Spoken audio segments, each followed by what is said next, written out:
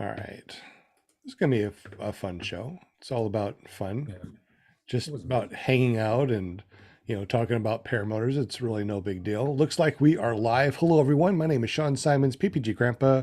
Welcome to ClearPropTV.com, paratalk.org, and you can search for us everywhere on the internet at PPG Grandpa's Paramotor Podcast. This is season 3, episode 113. We were supposed to have Mike Robinson, but I don't know where he is. So we're going to talk about winter flying and how we had to adapt to winter flying. That sounds like a fun topic. Anybody else that's out there that's in the chat, if you want to chime in, you're more than welcome to. If you want to be on the panel, let us know and we'll drop in the ID and passcode, and you can just hang with us and talk with us on the panel. I mean, it's really awesome. Let's go ahead and start with PPG Lear, LEAR.com. You have been doing some flying over the winter. What have you had to do to make it happen? I mean, snowmobile suits and winter masks, heated gloves. Yep. Hi guys. Hi everybody. On Monday night here. So how we changed is I do fly both foot launch and trike. So for the wintertime, I have parked the foot launch and got out the trike, and we have a runway in our front yard in the wintertime so we can fly. And the trike makes it a lot easier when you're trying to land on ice. Also, when you're wearing all the bulky gear, you really don't have to worry about, running with it. So we can wear our bigger boots and warmer clothes. Led me into a direction of a flight suit that was a 5-layer flight suit made by Blue Sky Blue. And at 20 degrees, that was the only time I've flown with it so far. It kept me really warm. So I was pretty happy with that. When you say a flight suit, what exactly is it? Like a snowmobile suit or actually a flight suit? No, it's a suit that's made up of 5 different layers. This one is. It's made specifically for the paramotoring community and also probably paragliding community. But it is a one piece, so it looks like a snowmobile suit that you put on, zip up. But the nice things about it is it has like an internal sleeve that you put your thumb through, so your sleeve covers your wrist. When you have gloves on, you don't have that gap between the flight suit and your glove. And but we also use heated gloves that we got from Motion Heat out of Canada. Let's see, what else do we use? That's about it. Any special type of boots or socks? I just use a good pair of boots. I use just basic socks so my feet aren't squished in them. But that's how we keep warm. The coldest that we have flown in is -2 Fahrenheit. And that was a cold flight. And it's just because you do have that air going on you. But yeah, there's the Blue Sky Blue website, and you can see all the different suits. So, but it was a very well worth investment, I will say. And you said yours was a 5-layer? Mine was a 5-layer, and I'm trying to see right there, the atmosphere 5-layer. Yep. So, and that one keeps you extremely warm. When you got it, the size, did it fit like you thought it was going to fit, or was it bigger or smaller than you thought? So so you place your order, then he sends you an email with all of the, he has a lot of questions to ask, what you're using it for, what your size is, but then I sent him that email. Then probably within 12 hours, he actually physically called me. Now, this is over in the UK. He physically called me and wanted to get a bit more information. And I told him, and he said, okay, I have one in stock. I will mail it out tomorrow. So this was a Saturday morning, his time. He called me. By Saturday afternoon, he sent it out. And believe it or not, I got it the next Tuesday, 3 days from the UK. Wow. and his shipping was reasonable. The suit, I feel, is reasonable. Of course, you can't put a price on comfort. You want to be comfortable. That's true. But it was a very well built suit. So Would you, since now you said that you're flying your trike over the winter time, so you can add your boots and your suit and stuff like that. If you were to use your 5-layer flight suit, could you go up in a foot launch? yes, Or yes, you could. Yep. And also this has, like, you can open up zippers to allow air to come through the suit. So if you get hot, you can, zip it down in different areas to get heat or get cool air coming through. And I would say that this thing at 50 degrees, you might be hot, but you'll be able to use it in a 50-degree day, because a lot of people will just wear, maybe jeans or snow pants, but it's made out of that Cadora, and that is kind of slippery. So it's easy to put on a paramotor and stuff like that. That sounds really interesting. I might have to look into that. I appreciate that.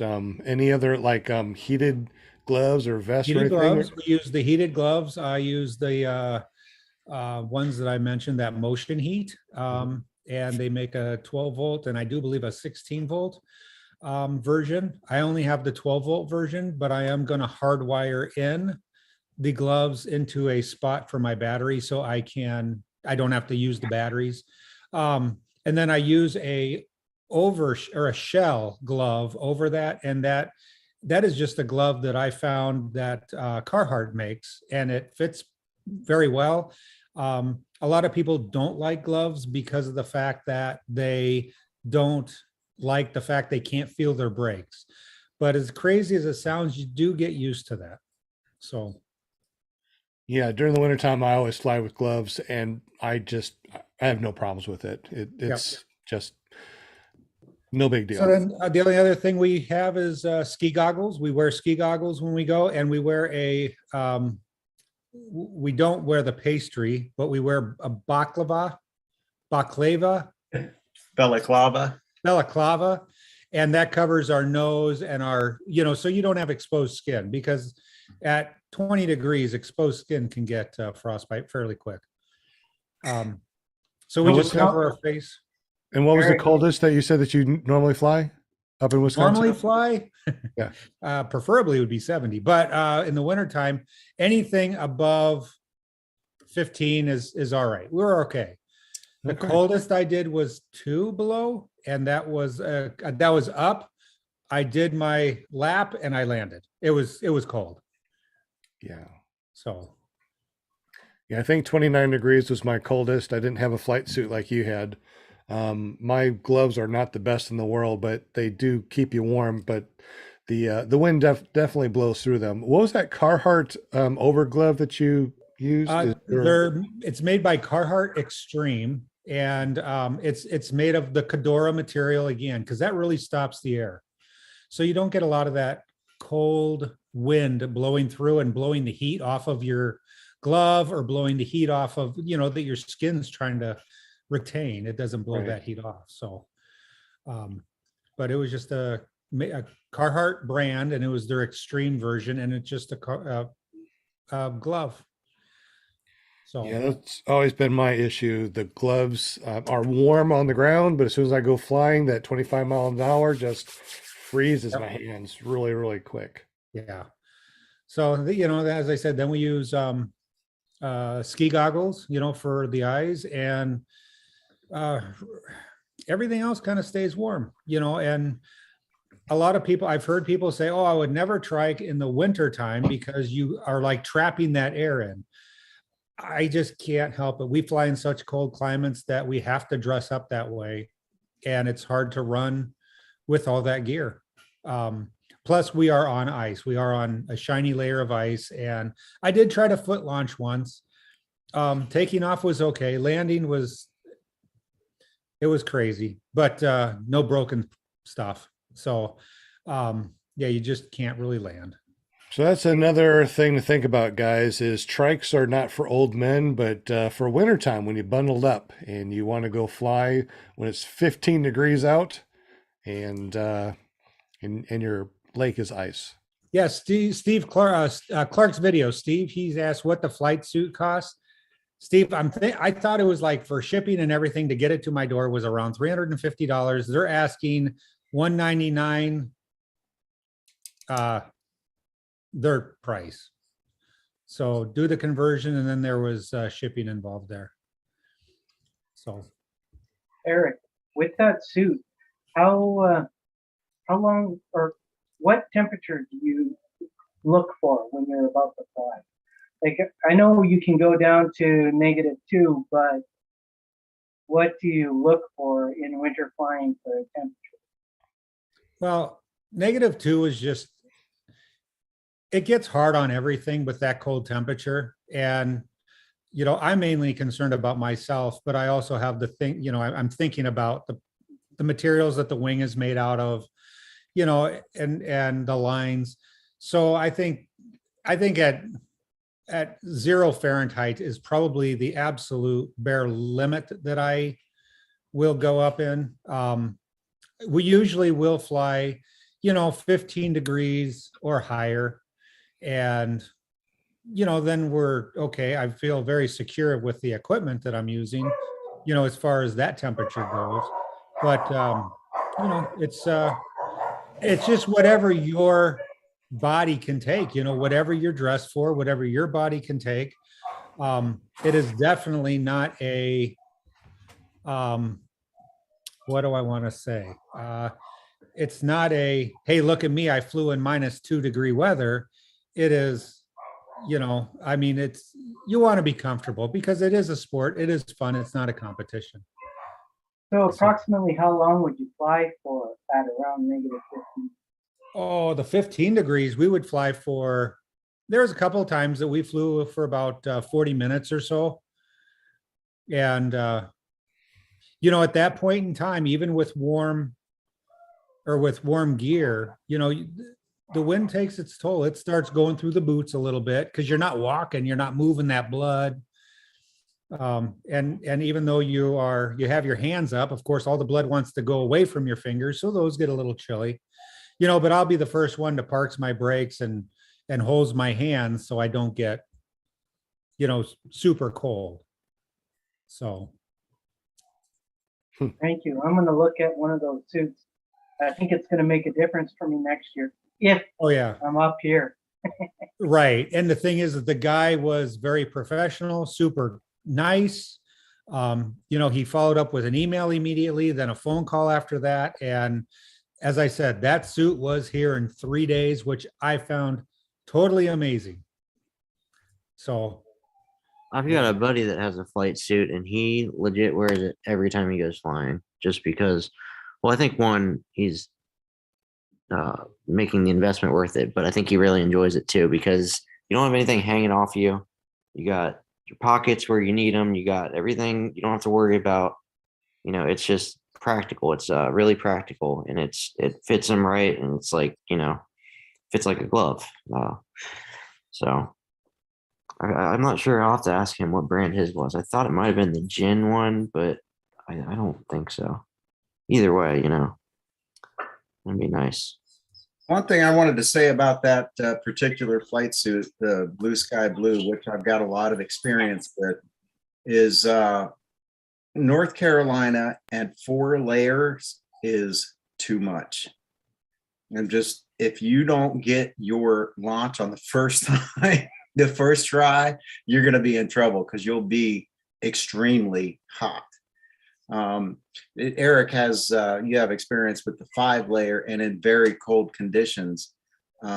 If I had to do it all over again, I would not get the 4-layer for North Carolina flying. Now I'm not saying it is a very effective flight suit. So, if you're going to wear a 4-layer, that thing means business. It does a really good job of what it's designed to do, and that's to keep you warm and trap heat.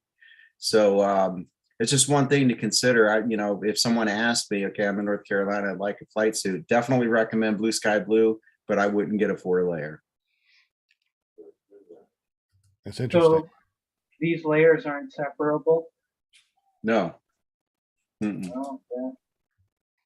Yeah, it is the nicest flight suit I've ever seen. I mean, it even has, did you get the one with the pocket, the matte pockets, Eric? No, I did not. I didn't get the map pockets.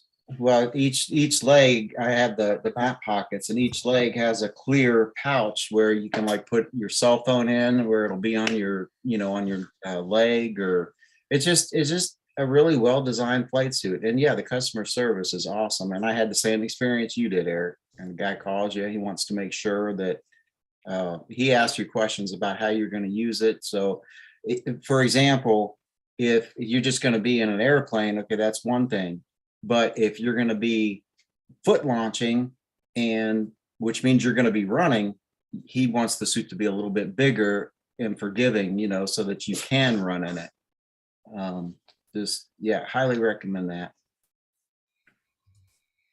Really interesting. Well, thank you, Eric. That was really awesome. I'm gonna have to look into that Blue Sky Blue and get something warm, because when I go out and fly, it's just a jacket, layers and layers and layers, and I'm like, trying to do a foot launch. It's like, oh, I look like I'm waddling like this. I don't have much room, but I kind of stay warm. But I try not to go out in anything colder than 40 to 50. That's perfectly fine. And of course, can't wait to get into the 80s again. But thank you very much, Eric. That was awesome. Jim's from Canada, eh? So tell us really quick about your experience in the cold when flying. Well, generally, I prefer to fly between negative 23 and, let me do a little calculation, 14 and 23.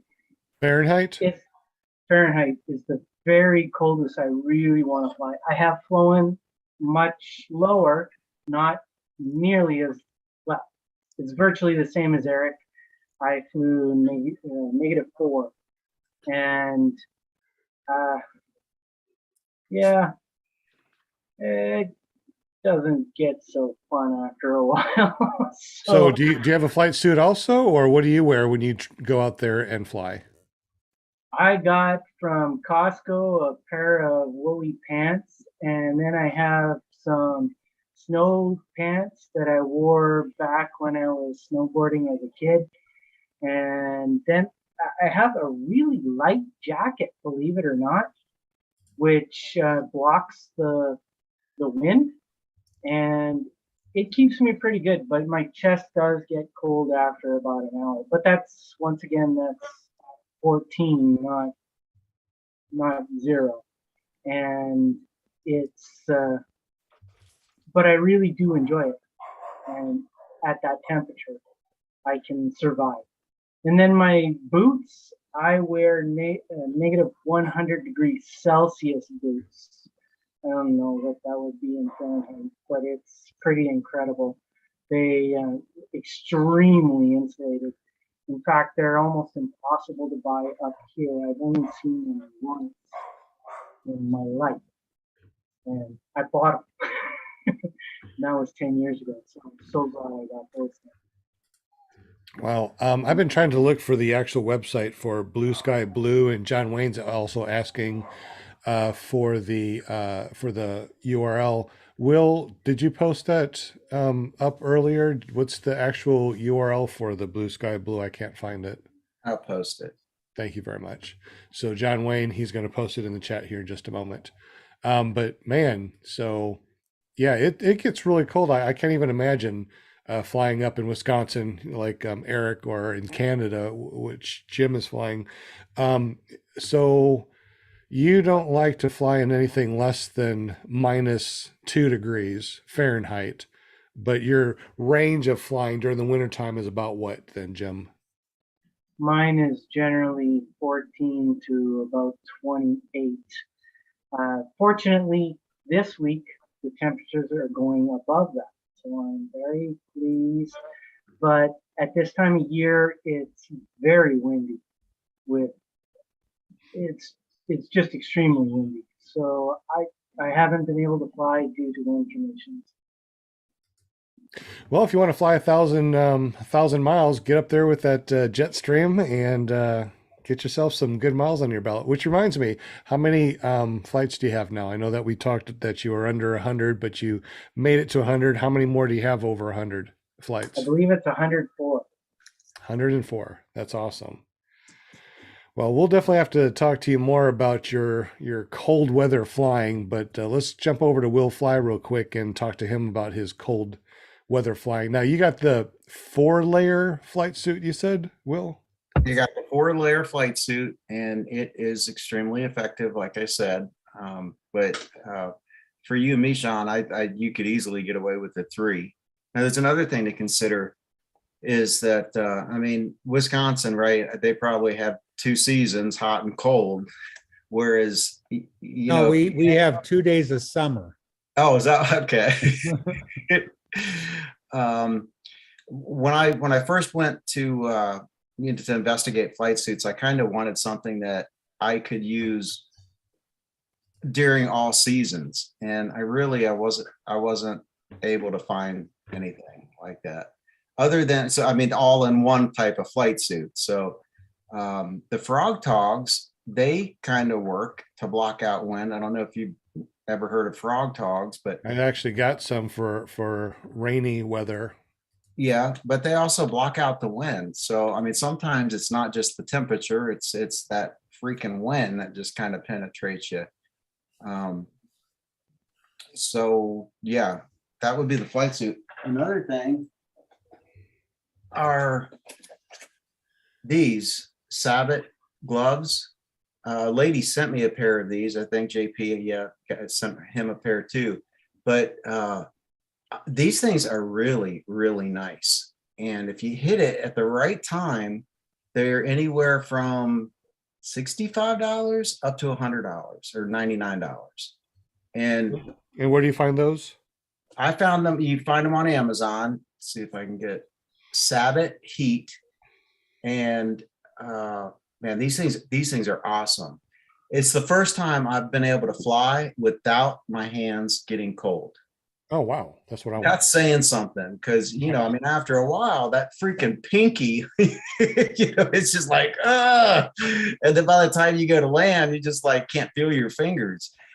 So anyways, I would highly recommend those.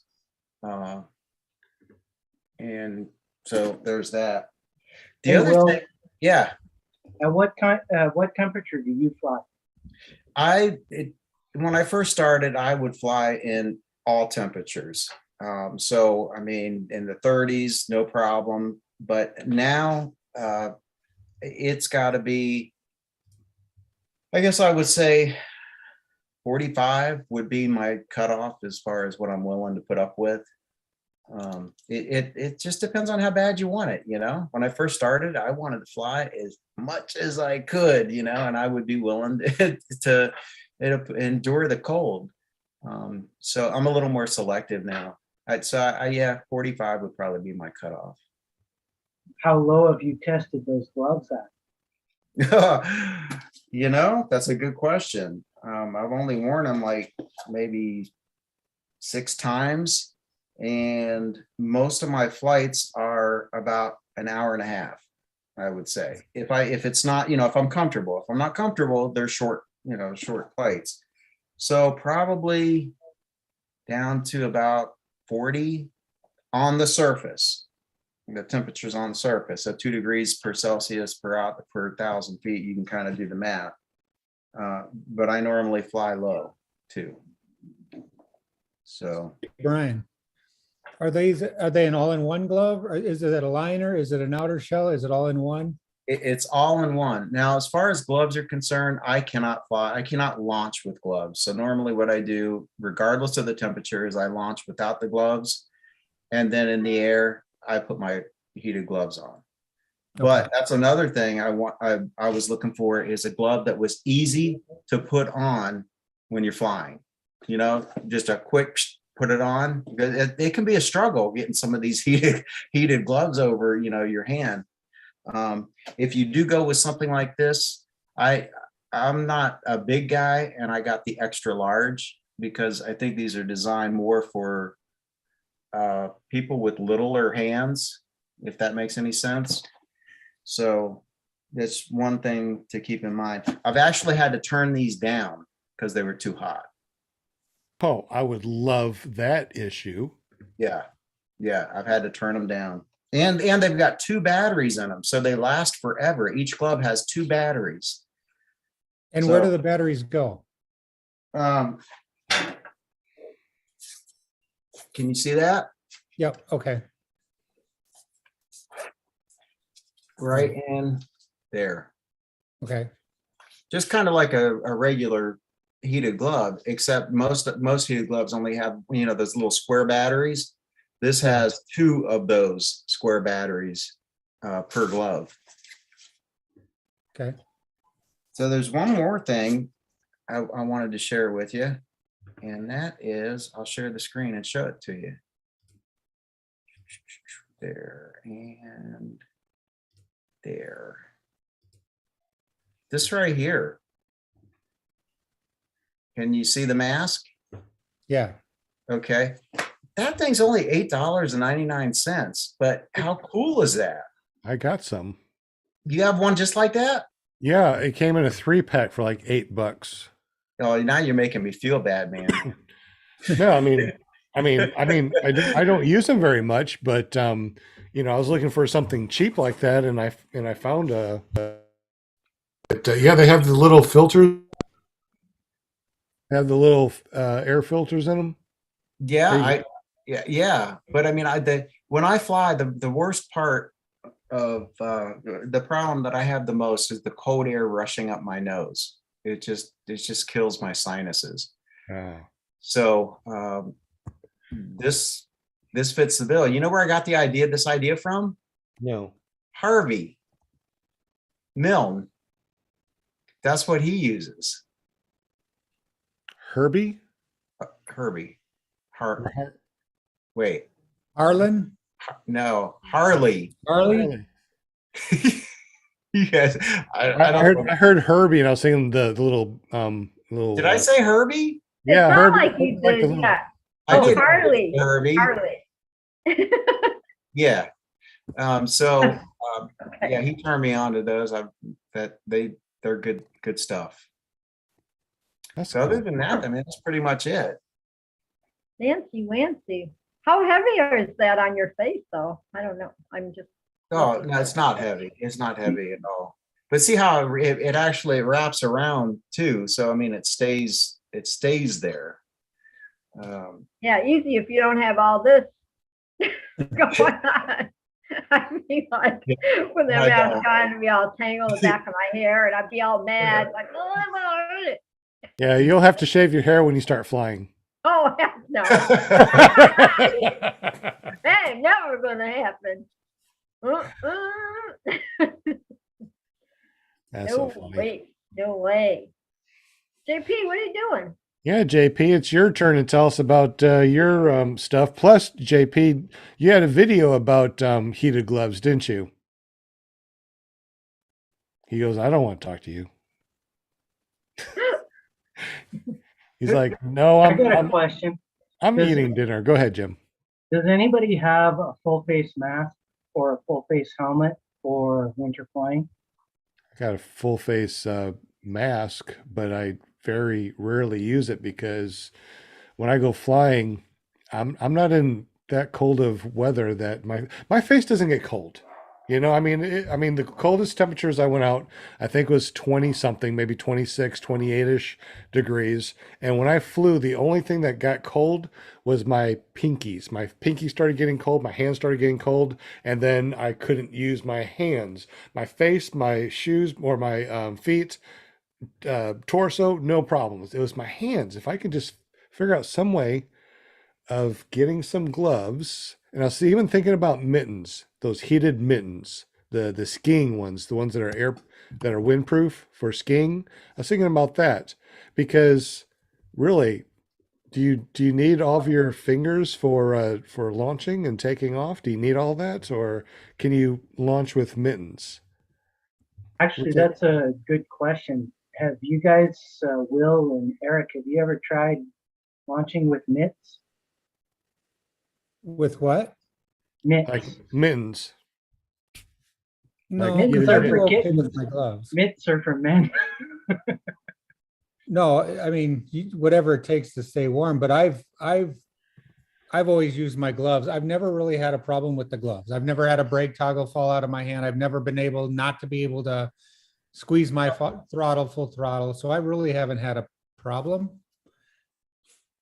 I actually asked Sean about gloves because I couldn't understand how he launched with gloves. And he told me he just loops the whole brake right around the whole thing and then he's able to launch.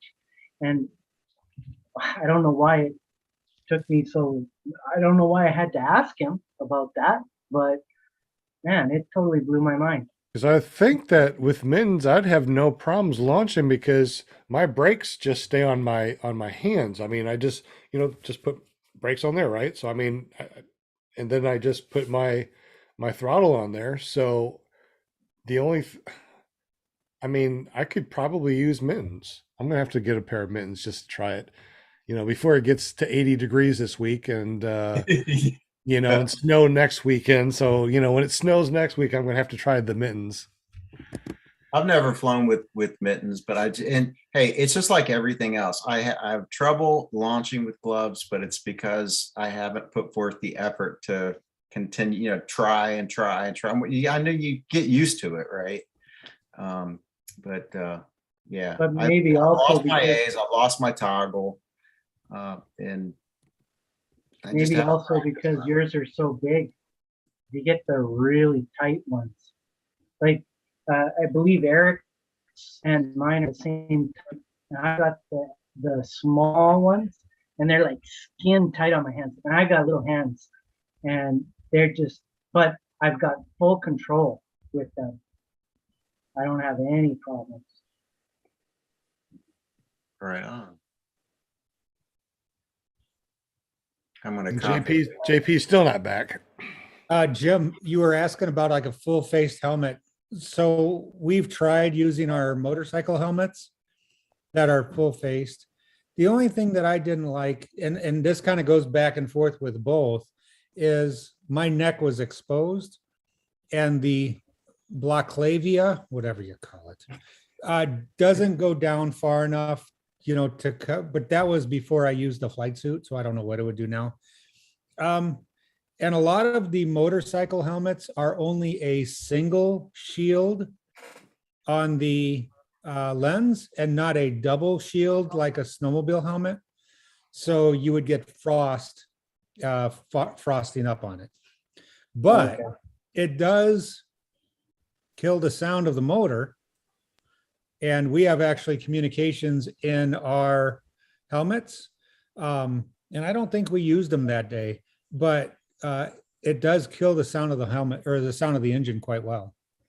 What about banging your head on the back? Well, don't do this all the time. Yeah, right. You need to stop flying in thermic weather. Yeah. And the hard rock. No, I mean on takeoff. Oh, So wait a minute. So your head's bouncing back on your cage on takeoff? On occasion, I have had the back of my helmet hit the back of the cage on takeoff. It hasn't happened very often, but I thought if I switched to a snowmobile helmet, that might be even bigger, or even a motorcycle helmet might be even bigger. And I thought, maybe I don't really want to do that. I don't think it's going to be much bigger. I think you'd be fine with it. Just your field of view is kind of disturbed just a little bit. Yeah, it does get a little bit, you do get that, that tunnel vision a little bit, but yeah. But what you said, you said you still need the balaclava there to protect your neck. So it's Yeah.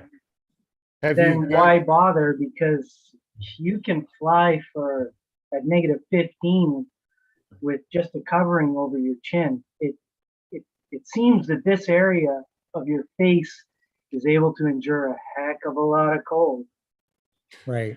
I've used this right here. This is a neck gaiter has the felt on the inside. And not only does it keep your neck warm, but you can put it up here if you needed to. But when I found this is my winter around the neck thing. It's absolutely amazing. Yeah, that looks a lot warmer than what I'm using. So much of things that we talk about, everybody's unique and everybody has just little, differences or whatever. But I use the Resurgence buff. I'm going to turn my screen thing off here. So go ahead. Well, go ahead and I guess talk and I'll set it up if you want. Well, yeah, I go ahead and turn it off so we can see your Christmas tree. Hey, JP, what are you doing? There he is. What's up, guys? Well, we were talking to you and you just kind of like, Oh, I'm sorry. What'd I miss? everything. Got a lot going on. We gave away $1 million. We said, let's give it to JP if he wants it. And he goes, he's gone. So The spinny wheel of $1 million.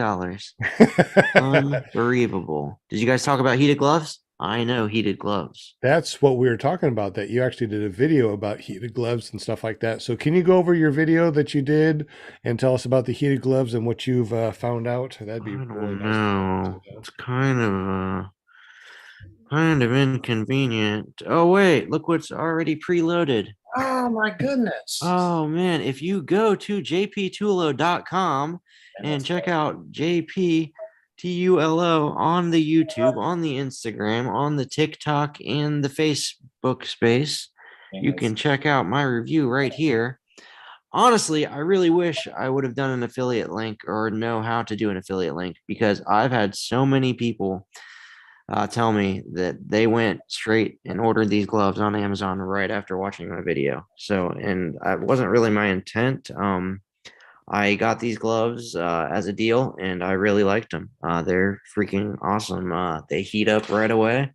You can't beat the price. It was like 80, 90 bucks, less than $100. And they come with large batteries that last forever, heat right up, cool right down. They've got 4 heat modes. I think Will got a pair. You like them, Will? Well, a pair of what? Pair of. I've never seen those gloves in my life, man. Oh, you don't Pair know of motor, a pair of gloves, a pair of socks. Yeah, we were talking about those gloves, so I second it. They're awesome. Yeah. I can't find them on Amazon though. I can find everything else, but I can't seem to find SABOT. Is that what it is? SABOT. The problem is they sell out. They don't keep in stock. In other words, they only stock up for the winter, and then once the supply is sold out, they don't become available until the weather starts getting cold again. What's up? Oh my goodness! I found a pair for $39. Yeah, but now look at the sizes that are available. So what I'll do is let me go ahead and share my screen so you can. Oh, Trying to JP's. multitask here. After JP shows us his stuff, I'll. Yeah, I think they were out of extra larges. Yeah. Oh, is that it? Mm-hmm. Well, that would suck, because that's what I need. Oh no, they have medium and extra large. Oh, they do? Yeah, 59.98. Yeah. One in stock. Ooh, you better grab it. You know what? No, I think I'm gonna have to. You know, Kick make you sure off it's when the same glove. it's one word, SABOTHEAT. Yeah, but if you look at the box, it says new for 2021 on the box. Oh, does it? Yeah. Hey, can you tell me what voltage it's running? No, that was an Apple Pay. Only you would ask a question like that, Eric. This one says 300 milliamps. Well, the milliamps was my next question. Oh, it says washable. heated ski gloves for snowboarding. Yeah, no, it's 3,000 milliamp hours. Oh, I'm sorry. That's what you got too? 7.4 volts. 7.4 volts. Okay. Well, that seems to be a really good deal. $60. It is. It absolutely is. One in stock. Order soon. I just ordered it. You gotta hurry, man. Nope, order placed.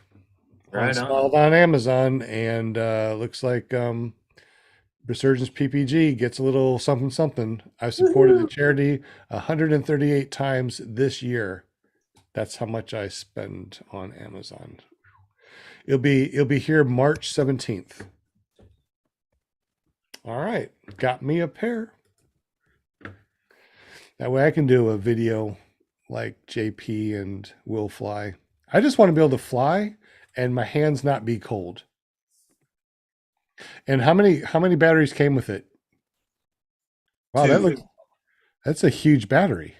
But see, see how that each one has 2 batteries in it. It's a double pack. I bet it lasts forever. It does. And they're on the forearm side, not the top side. The batteries. That looks nice. Yeah, they're on the underside, on the the wrist. The forearm side of the wrist. Okay. Yeah. Yeah, the bottom side, whatever. Yeah. Okay, that looks pretty neat. They look like they're windproof. You won't have any trouble keeping your hands warm. And, Well, and you say your hands always get cold? Well, yeah, because my hands are so big, and even though it says extra large, I try to get 2X and 3X gloves because extra large is just so tight. That's why I was thinking mittens might work. Well, I don't know if they come in a extra large or 2X. They only had medium and extra large, and now they have none because I just bought the last one. Sorry if you guys wanted to jump on Amazon and buy that. I figure that I better grab it when I get the chance. Yeah, but keep looking because they last I checked, they were out of extra large, and she said they weren't. The whoever who sent me these said that the company wasn't going to be making more for this season. Oh, really? Yeah. So I don't know. Well, they look pretty good. What was that, JP? A mirror? Making sure that his video's recording, I guess. I think that's pretty cool. I'm going to have to, I'll be really interested in going out and flying now. Well, now that it's going to be 80 degrees, I won't have to worry about that. Unbelievable. Oh, and of course, my car is still being repaired. $7,000 worth of damages, and they said that it won't be done because there's pieces and parts that they're still finding until May something. So Wow. I got a stupid rental until May something. Let's see, share screen. Let me show you. This is it on Amazon, and it said 33% off, $39, and that's it. That's all I got now. But this is it, right? That's it. Yeah, see how it says 2021 new? Yep. And a Travis D, I said Travis D because I don't know which way to pronounce his name. I know, it's such a travesty. Does that say $40 now? Yeah, I'm telling I you. paid like 90. What? Well, I mean, man, Well, come on now, man. that's it. They were 90. I know. Well, yeah, at the beginning of winter they are, but not Yeah, the okay, it's beginning not of winter now, summer. that's why. Yeah. And last I checked, they were like 65, I think. So I guess they're closing out the stock for this year. But Travis D said that he's got a pair of those, and he does have 2X. So Yeah, there's a 2X and there's an X. So if this XL is too small for me, I guess what I'll do is I'll just do a giveaway on ClearProp. So somebody's going to win. Somebody's going to be happy with it. That's all that counts. Yeah. So, I guess, Jim, are you still there or are you taking a break? Oh, he's still there. Okay, good. He was just smelling his Canadian money. That's all he's doing. It's maple syrup. Looks like JP is on the phone. Let's go ahead and run over to paramomusa.com.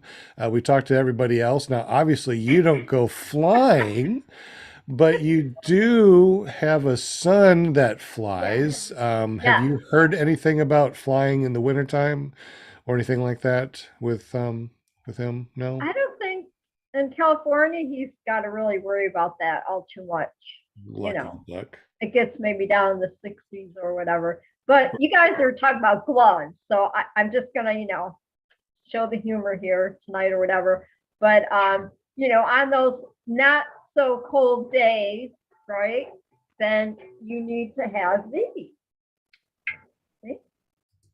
I think that's what gets cold, though, is the fingertips. Everything else is fine. But I mean, it's for the days that are, so, and you think you need a little more protection on your, on the palm of your hands than.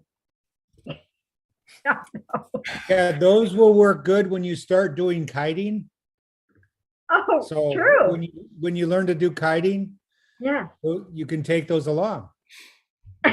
Just be careful in higher wind. You usually get burns on your fingers Oh, when you line. So you need, I you don't your, know.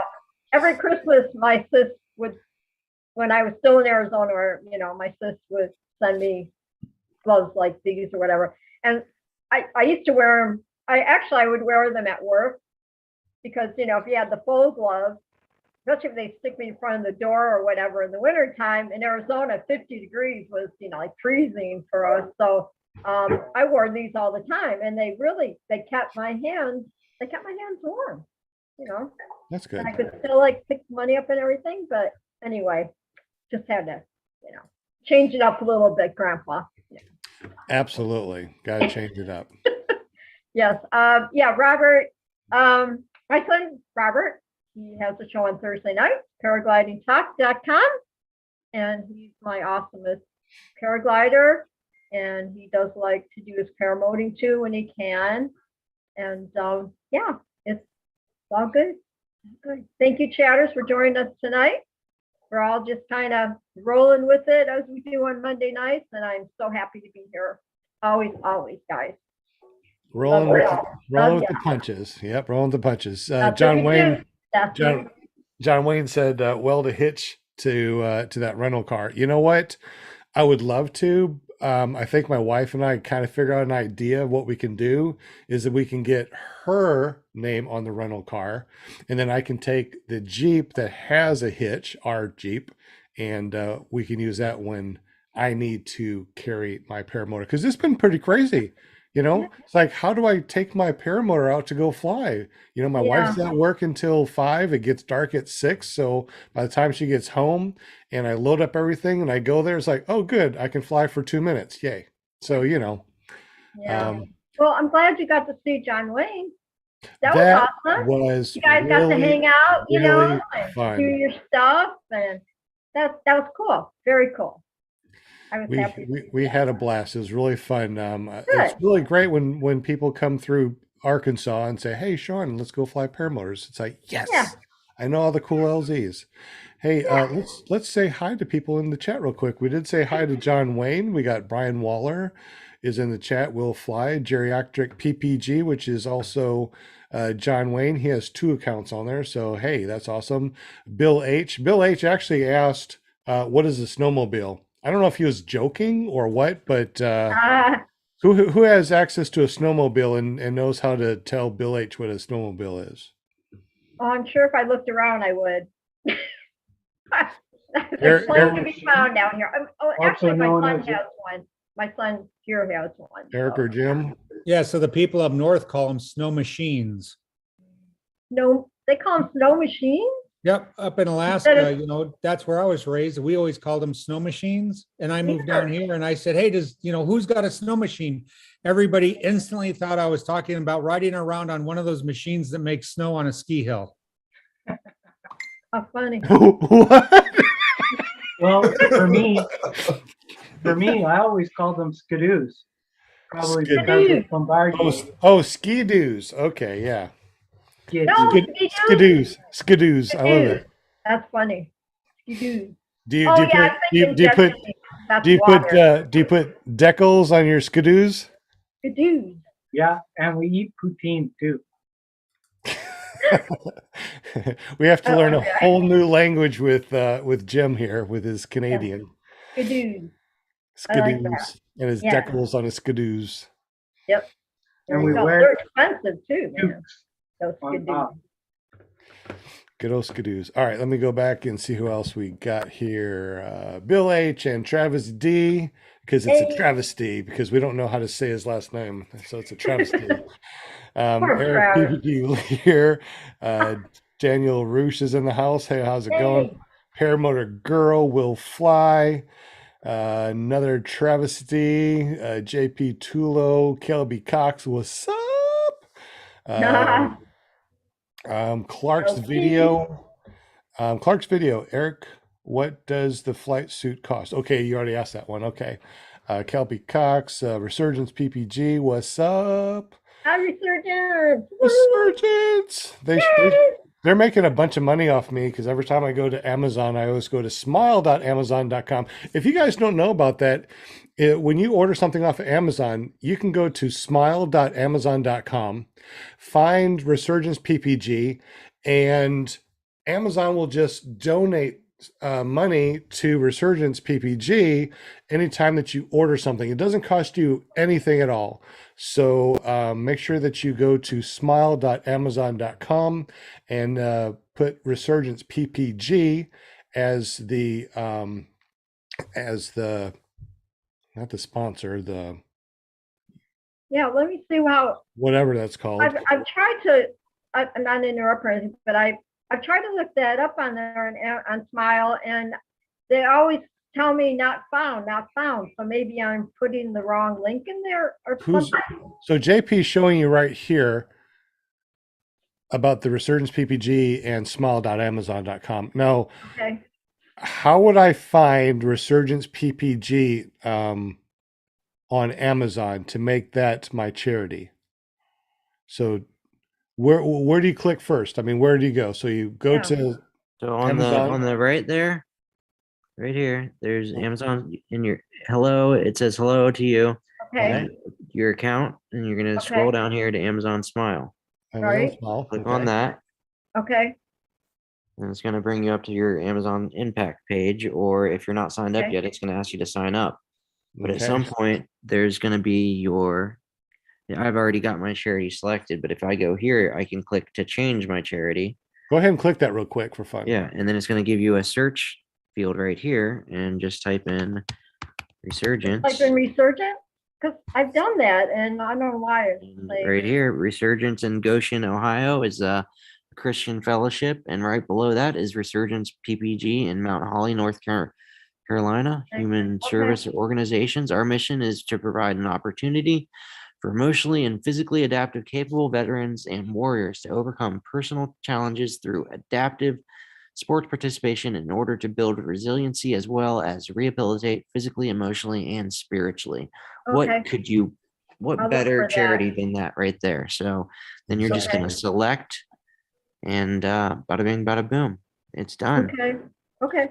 Now, also too, Sorry, yeah. when you check out, you have to go to smile.amazon.com and check out that way. If you just go to amazon.com, it won't. You can see Resurgence doesn't get it. in the URL at the top of the page, it has to have Smile before Oh, Amazon. okay. So if you Okay. just check out at a regular Amazon, it's not Yeah. going to work.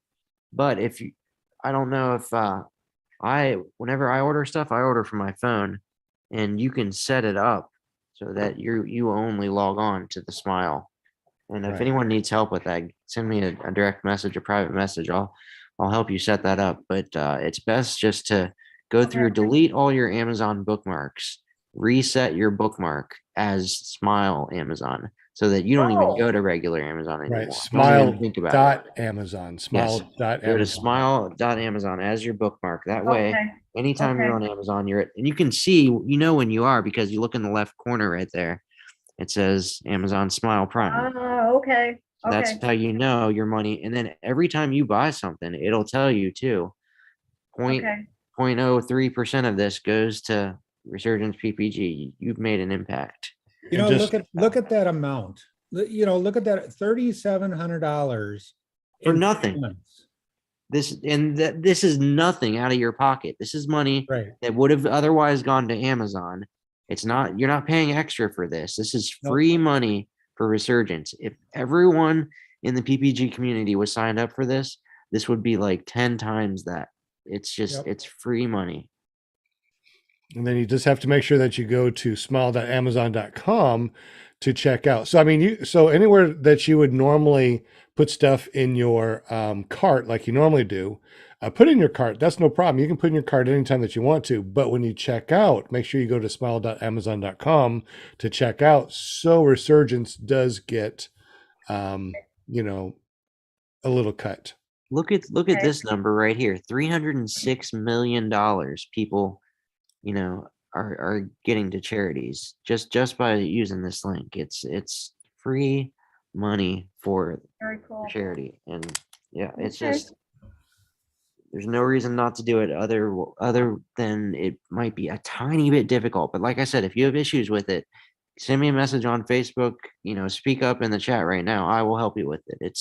It's super easy. Once you've done it once, it's just completely self-explanatory. Hey, JP, while you're on that page, can you go back up to your accounts and then click down to your credit cards real quick and let me screen share? Sure. And the social security number. And What I want to see is, I want to see those 53 things that you have in your cart that's worth $2,500. Ooh. I'm What- trying what to do think what do you- here. What do you have in You your better cart? think about that. So here's the thing: is I like to load my shopping cart up I with- do the same with thing. just stuff that may or may not be Appropriate. interesting. And I don't think there's anything. I'm taking a gamble here. I don't think there's And anything you are a nefarious in brave there. man. Don't think so. We're gonna find out here. In a That's right. minute. Ooh, No one's going to watch. No one Oh, sees man. anything. drone stuff. AirTag stuff, batteries. Ooh, jptulo.com patches. Oh, that's cool. I didn't even think about patches. Yeah, you can being customizable. you can order your own embroidered patches. That's really neat. I have to Pretty look neat, into huh? that. Balance chargers, cameras that Sean hates. I never said I hate them. You just don't use GoPros. You're not a fan. I have a You're a fan ton of of them. the cell phone camera, aren't you? Because it's there, It's- it's easy, it's done. It's So easy. But I do have that wing mount, that magnetic wing mount right. that looks down at you. I do like that. And I Yeah. also like the session that I can put on the chase cam. So yeah, The chase session cam. is a great camera. I'm so disappointed that they discontinued it. I but, know that was like perfect. It was small. It was a one. check this button. out. So that camera went, I think, new when it came out in 2016. I think it was around $400. Sounds about right. I was looking at trying to find one the other day. GoPro, you have to find the Hero 5 session. There it is. Hero 5 session. $739 new. It's not new, is it? Yeah, you can get it brand new in box, but because it's discontinued, the price has appreciated. But the trick is, if you want to get a hold of these, you can get one. You can order. They have a refurbished option, which that's how I got my initial one. Renewal here. Next to nothing for it. Yeah, there's one for 300. Yeah, yeah, there's another one 300, for 200. Oh, that's a 199 right 04. there. Actually, don't order that one because I might go order that right now. The trick is though, you don't want the Hero 4 because there's no Stabilization. hyper smooth in Hero 4. The Hero 5 is the newest option of the session. Yeah, what's that one at the very top? It says Run Cam. That Run one's Cam, really- it's like a knockoff. Have you tried it? It's I don't only know much $100. about it. I've heard good stuff about it. They use it a lot in the drone world because I believe it has identical dimensions to the session. So you use the same mount that the session uses. It's just like a budget sort of economy. And Sean, GoPro. you can 3D print a mount. I have. Yes. Actually, there's a no tangle GoPro 5 session mount you can print from Thingiverse. It's a no snag one. It's pretty cool. Isn't Thingiverse awesome? It's just like people It's amazing. sharing ideas, and And they you know, finally took down that ad stuff that you had to wait 5 seconds for your stuff to download. They took Really? that off. Yeah, thank God. That was awful.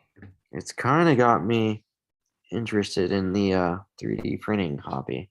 But I need another hobby. Like I need a hole in my wallet. Like I mean, 3D printing is great because you can print stuff for your paramotor, which is or awesome. your other hobbies. Yeah. So it's like a stack on Hobby. hobby. It's Yeah, a hobby for your hobbies. hobby. Yeah. Yeah. Hobby No, for your it's hobby. the drone world is like huge on 3D prints. Do you have a link and, for the patches? Chris Fenimore would like to know. I can get one for him. I guess you just search for what customizable, because when you search for customizable, lots of things pop up. It's amazing. Hey, while he's searching, I wanted to show you this. So this is the Resurgence buff, right? And I love this. I wear this all the time. All right. And even in the summertime, I'll wear this to keep air from going up my nose. Problem with any buff that I've tried, though, is it's continually falling down. So probably because of the unique shape of my face. I don't know. So what I did, all right, check this out. Okay. There's a hole right there, man. And I just put it right over my ear like that, and it stays put the whole freaking time. So you heard it here first. There's $1 million idea. I mean, sometimes I don't want to wear a complete balaclava on my face, just a little something to cover my nose. And sometimes it's not quite cold enough to wear a whole mask, like that. So there's Wait, another. hold on a second. You took one of the Resurgence. I defiled it. Man. Shame. It's a shame. What are we gonna do with you, Willfly? I don't know. So the link is too long for the patch, so I'm just gonna show you. Was it on Amazon? Yeah, it's on Amazon. If you just type in customizable text patch, there's different sizes, which is what I had options. There's a 2x3 patch, a 3x2 patch, which Customizable what? custom text patch, custom embroidered, there you go. Some of them you have to make sure it's what you want. Some are like iron on, some are Velcro, some are Wow. I just typed in customized patch and I had no clue. That is so cool. all right. Gonna have to make some make some Less than ClearProp TV $10 too, patches. Make some ClearProp TV patches. Ooh, uh-oh. Okay, so yeah, I mean, there's a ton of them. Yeah. Unbelievable. Tons of different options. You can get borders, different fonts, different size fonts, different types of fonts, lots of different options. So there's I got a backpack with all my RC stuff, my drone stuff, and it's got a Velcro spot on it, and I was gonna put my tag on it, my JP Tula. So when people say, "Do you have a YouTube page?" I can say, "Yeah, jptula.com." Look at my patch. Look at my patch. My patch. Wow. Yeah, I'm gonna have to Check this out. I got this from like Poland or Russia Nice. for a bunch of buddies that fly around here. Isn't that cool? I love it. It's cool. Very cool. Wait. Why do I? Wait, everybody just stop. Where do I for know that JP. name from? Oh, you know Dustin? Yeah, Blanchard. Yeah, he's on the thing, right? yeah, you betcha. He was one of my instructors. He helped me Okay. Yeah, kite. yeah, yeah. Awesome. Yeah, I know Dustin. I know the name, that's for sure. Definitely recognize it. Very cool. Small world. What up, Jade? Pink flamingo. Flying flamingo, Jade. Hi there. She's What's a up? trike machine with the skis. No skis right now. We're No still, skis on the trike? no, we're fabricating mounts for the skis. So it didn't really work out this winter.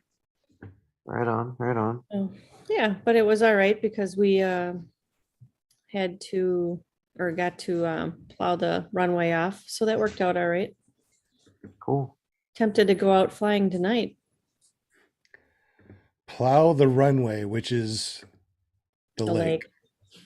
Plow Yeah. the lake. We're going to plow the lake so we can take off.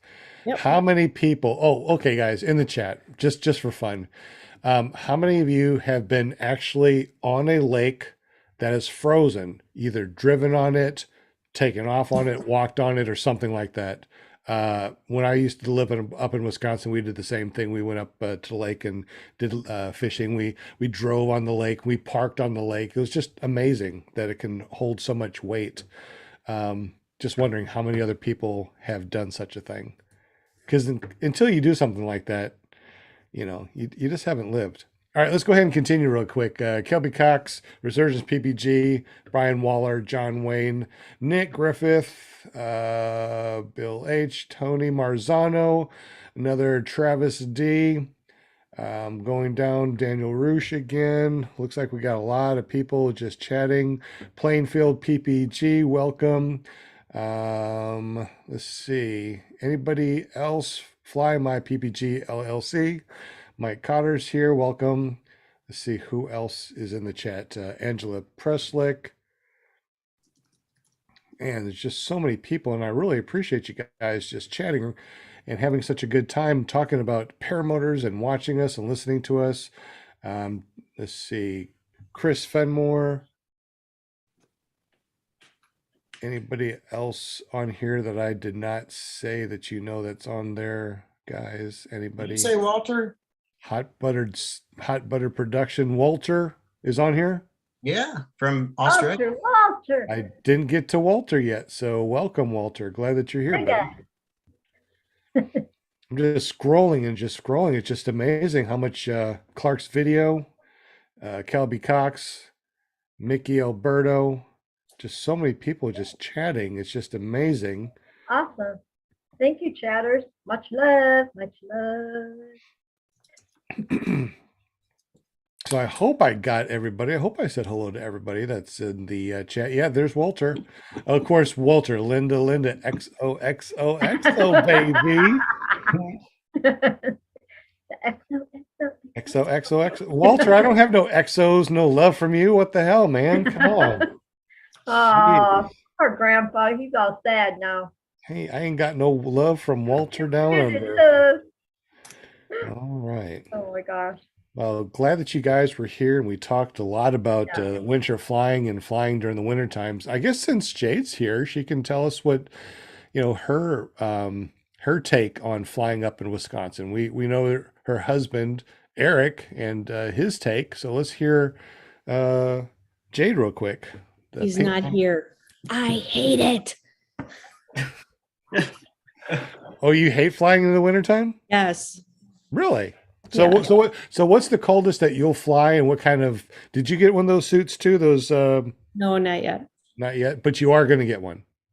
I'm waiting to see if Para Orange would come out with one, if Karen Close would come out with one. But she's so busy on all of her other original products right now. I'm not sure. And now that it's summer, or not summer, but coming up on summer, I really don't care about winter anymore.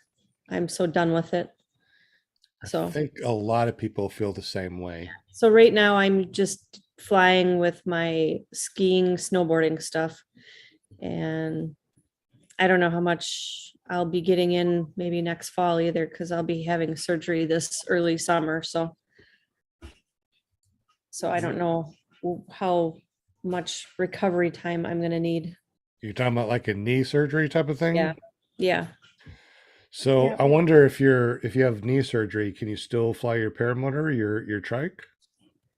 Yeah, I think my instructor and I were talking about that, and I said, it's like I just want to make sure if I don't have good range of motion, because I know having reconstruction surgery, there's no way I wanted to even have anybody near my knee, during that recovery time, let alone a knee replacement. I'm not sure. Everybody says you're up and walking, that first day. So I'm hoping I'll feel 10 times better and, ready to play tennis and pickleball and everything else again, but I don't know. Did you just say pickleball? Yeah. Okay.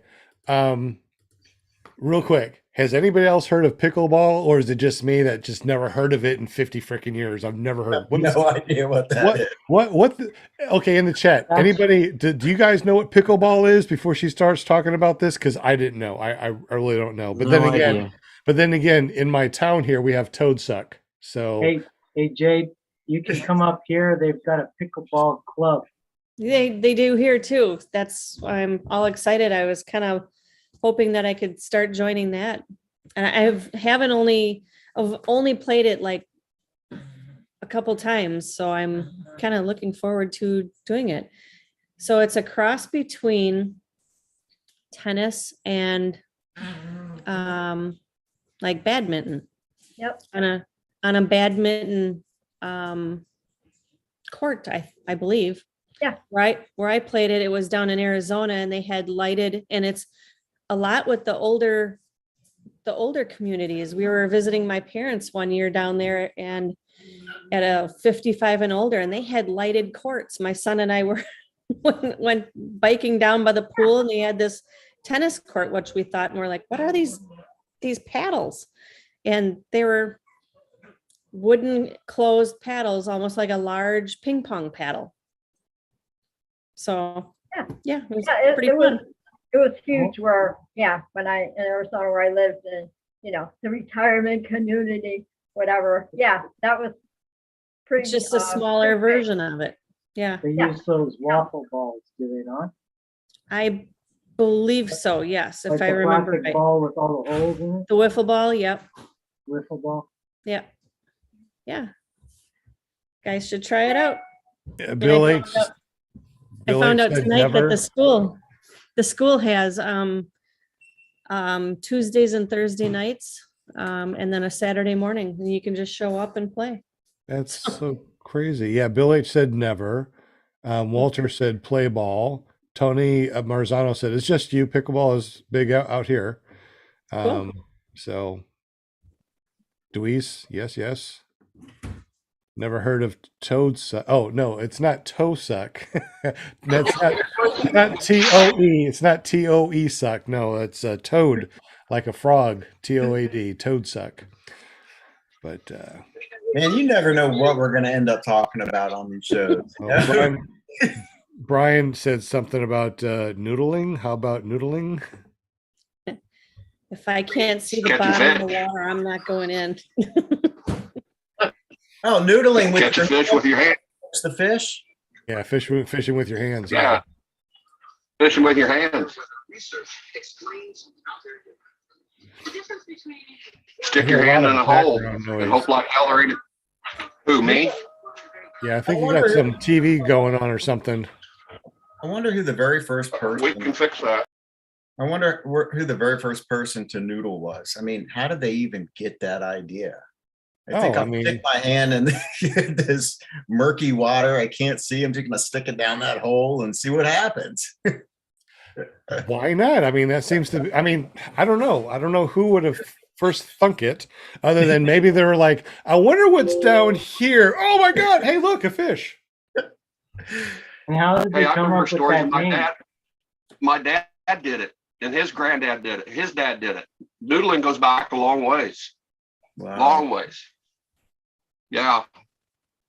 I've heard stories of my dad saying he'll never do it again because he watched one of his friends when they was teenagers almost drowned, got pulled in by a big catfish.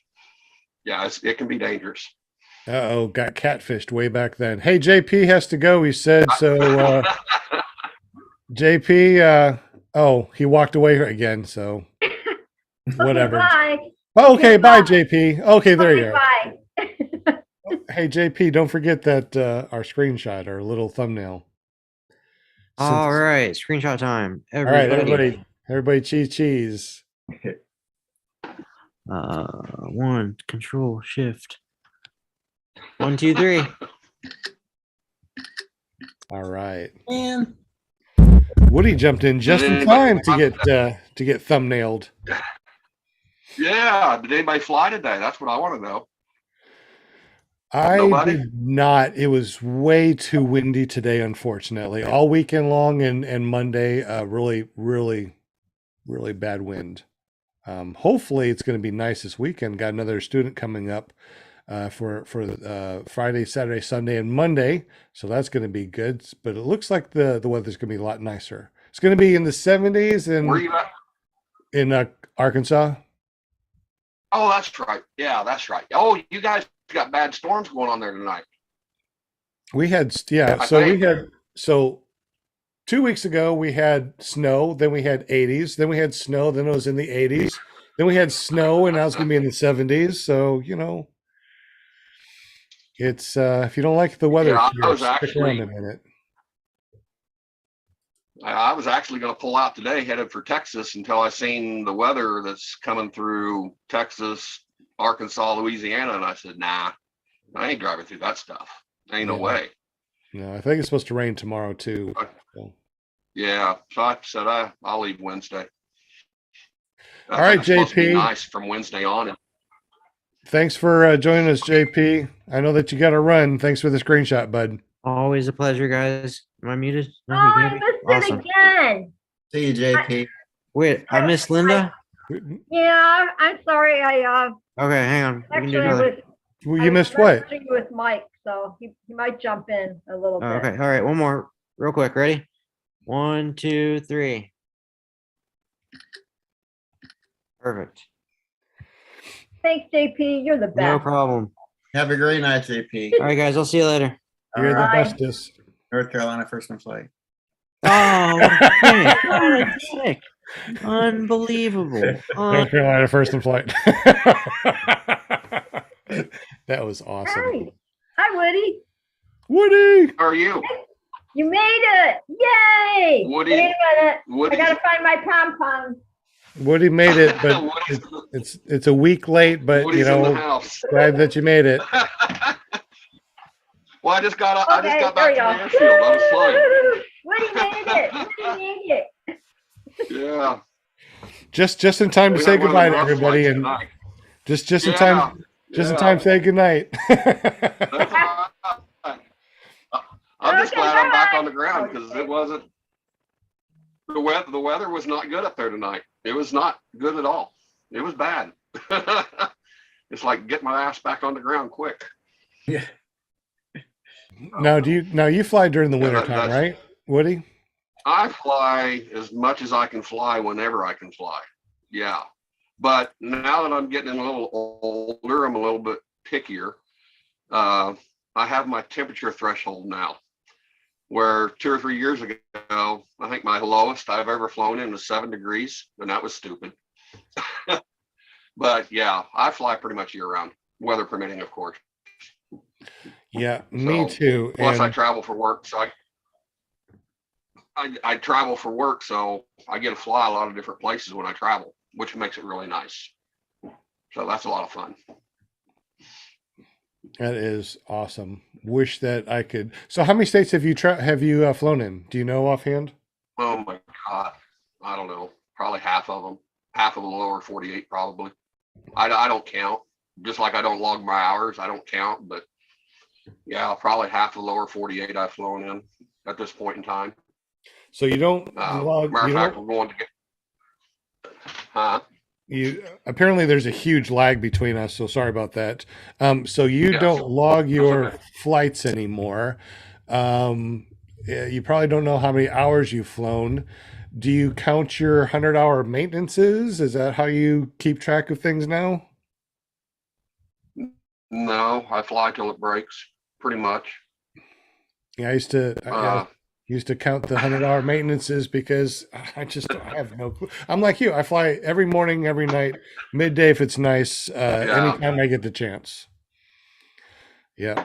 So Kylo, I was visiting with Kylo Glee one time, and him and I got on this subject, and one of his students was asking him about logging his hours and how often he does maintenance on his motors. And he says, well, I do my pre-flights and I fly till it breaks. Then I know I need to fix that part and I put a new part on, we go in and do it again. That's my philosophy. If it'll start and run and pass my pre-flight checks, we're going to run it and just go. Do you take care of like the piston rings or anything like that a certain amount, or you just keep on flying until they scratch up and blow up?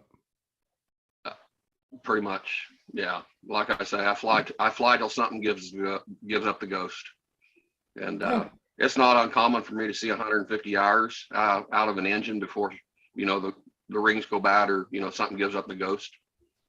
But clean fuel, clean oil, good warm ups, all the above. Try to take care of it, and just fly the hell out of it. It's a Vetter Aussie. It's made to fly. What do I say? What is this? Black box, offices, iPhone? Who's logging in here? Who's Black box? That's got to be Mike. That's Mike. That's Mike Robinson. Ah. Yep. Yeah, it's gone. He's gonna come up from his phone. He didn't change his time. He didn't change his time. What do you mean? Half-hour mark now, so He's figuring it out. I think he's driving. on a half-hour mark. Yeah, he might be having cell phone trouble. He'll be on. He'll be on. Yeah, I think the big weekend for a bunch of us is Galveston Island this weekend. It's supposed to be beautiful flying down there. Go meet up with the gang down there, Houston PPG and the gang, and we're going to do some flying off the beach all weekend. It's supposed to be gorgeous. Oh, sounds awesome. There he is. There he is. Yay! You're on mute, so if you want to talk, you got to take yourself off of mute. There you go. I asked you. He has no idea. It's on a house phone.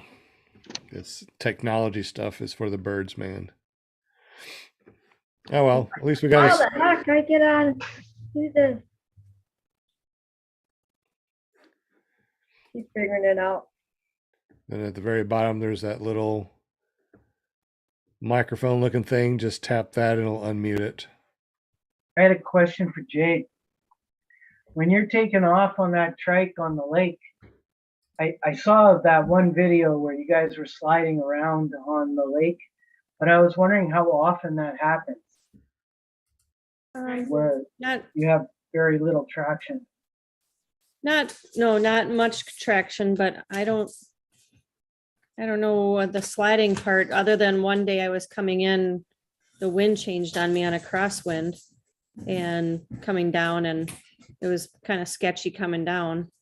And Well, there was once when I think Eric was trying to take off and he ended up going into the drift on the side. yeah. But so I was wondering if that was partially due to traction or lack of traction, or was that just the way things went? Eric's right here. No, that was, we were taking off in a crosswind because our runway is only going east and west right now. It's narrow. And it is narrow, so when I plow, I wanted to make it bigger, but when you have a full-size Chevy truck with a snowplow on it, there's a little bit of weight there and you get a little nervous. So, I plowed it, I don't know, it's probably 30 feet wide. But what happened was I brought the wing up and everything seemed to be good. And then all of a sudden, it hit a crosswind on it. And I tried to correct it, but I wasn't able to correct it quick enough. And I knew that I was going fast enough that if I pumped the brakes real hard, I would pop up, and that's what happened. But I did catch that right wheel on the snowbank.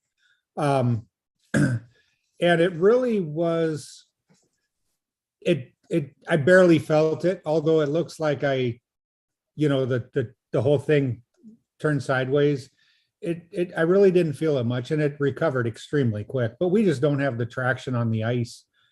Our skis that we have for them have carbides on them. So then we'll get them tracking just fine, but I 3D printed some mounts, and in order to 3D print mounts that are going to hold up, what we call infill, which is the internals, would have to be solid, and then they get extremely heavy. So I'm having some custom fabbed up out of aluminum, and then that'll solve the ski mount problem, but they're probably not going to be done until whenever he finishes them, and so on and so forth. But So do you notice a pretty big difference between the ice and like just snow?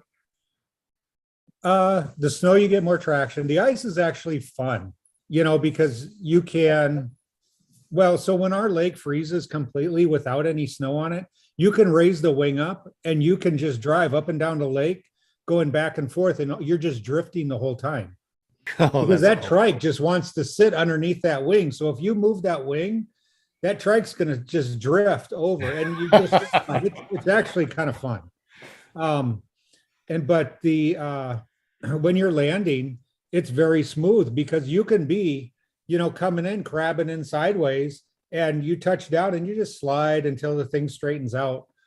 So that part of it is actually, we just play, and then we won't even hook up the wing, and we'll go out there and just throttle around running the lakes, and then you just turn the front wheel sideways and hit the gas a little bit, and the front wheel will grab, but then the trike will start drifting, and you just carry that drift all the way around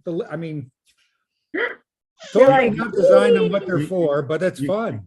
You gotta get one of those cameras that I know that you do that points down, and then do the drifting. Yeah, I bet that would be a really cool video. That would be. There you go. Tony Marzano says you need a set of chains. Exactly. Yeah. I never thought of that. How would that work on a trike? You need a big shovel on the front of your trike too. That way, can Yeah. Yeah. There we go. Hi, Mike. Welcome. Hey guys. Sorry So, about thank you. the whole mix-up thingy or whatever, but I'm glad you made it. It's all good. No worries. No worries. It's all good. Yeah, you don't have the cold like we do here. So yeah. What is it like what is it in California? Like 65? It's 68 right now. Oh, I feel so bad for you. Yeah, we've had some pretty good weather, but we've had a lot of wind this year. So it's made Yeah, our I training a noticed little that. difficult. Yeah, I noticed that. Okay, PPG Grandpa, take it away. Well, I guess we can start our podcast now. Yeah, there we go. There we go. Well, I'm glad that you joined us, Mike. Tell us a little bit about yourself and when you start into paramotoring. Well, I started paragliding up in Washington back in early 2000, and then started paramotoring in 2004, and ended up buying the old Paratoys in July of 2005. And then we changed the name to Blackhawk because kind of didn't like the name Paratoys. And then we've you've just been taken off from there. And you've been doing Blackhawk ever since. Yep. Yeah, I was a builder architect for a lot of years and was always a fabricator. I used to build drag race Harley frames and used to drag race Harleys and got into the fabrication there. And then once I picked this up, figured that, a good part of Paratoys needed to be rebuilt. So we went to the drawing boards and started coming up with new equipment and such. So when you first started building paramotors, did you have designs in your mind from the ones that actually were awesome that you liked and tried to emulate them? Or were you just trying to go, hey, I want to do something completely different and start from scratch? Well, the first thing was to learn the ins and outs, of what makes a PPG fly properly, torque, etc., is something that needed to be considered. Back then, we were mainly high hang points. Weight shift wasn't really a factor. And being a free flight pilot, I felt that, if we had weight shift, it would be nice to add, particularly those cross countries that we were starting to fly, powered paragliders. It's nice to be able to scotch over in the seat a little bit and negate your crosswind. So, we knew that that weight shift was definitely going to be coming on strong. So we kind of concentrated on that. The other thing was, torque. We have several ways in which we've learned to balance the torque. The first one was our loop within a loop glider riser system. And that's made a huge difference. Whether your motor torques to the right or the left, you can go to the blue shorter loop on one side or the red longer loop on the other. If your glider is pretty neutral, then you can fly in either the blue to allow your brakes to be closer or stick with the red. The difference in length between the two is only 3/4 of an inch. So basically you're going to pull your glider down 3/4 of an inch, and that does a lot to negate the torque without utilizing your trim settings. That's pretty interesting. So I'm sure that there's a lot of really interesting things that you learn throughout the years of uh, looking at paramotors, the different hoop sizes and props and stuff. Have you dealt with any like props that change pitch? I know that they had something recently about making some props that can change pitch. Have you ever thought about that or tried to design something like that before it became a thing? Not really. You have that in a lot of airplanes, but it does add considerable weight and another maintenance item. In a lot of airplanes, that's run hydraulically, basically, via oil pressure, allowing you to adjust the pitch of your prop. I don't know if we really need that so much as perhaps concentrate more on electric power. Ah, good thing to talk about. Electric powered paramotors. Have you designed any, and what do you think about them? Well, I think that we had the most advanced one for sure. It was called the AMP. And that was like 6 or 7 years ago now. We showcased it at Oshkosh. But again, the problem is your batteries. Until those batteries really start to improve, you're either going to add a lot of weight or batteries improve and you can have the same amount of weight and be able to fly for an hour and 15 minutes. I know a lot of people advertise that they get an hour, but we have two fellas that are customers of ours that work at Tesla, and we've experimented quite a bit, and battery technology still needs to improve somewhat before you're honestly going to get that hour and 15 minutes. Gosh, if we could get an hour and a half, that would be incredible. But you're still looking also like at an 18 horsepower so engine.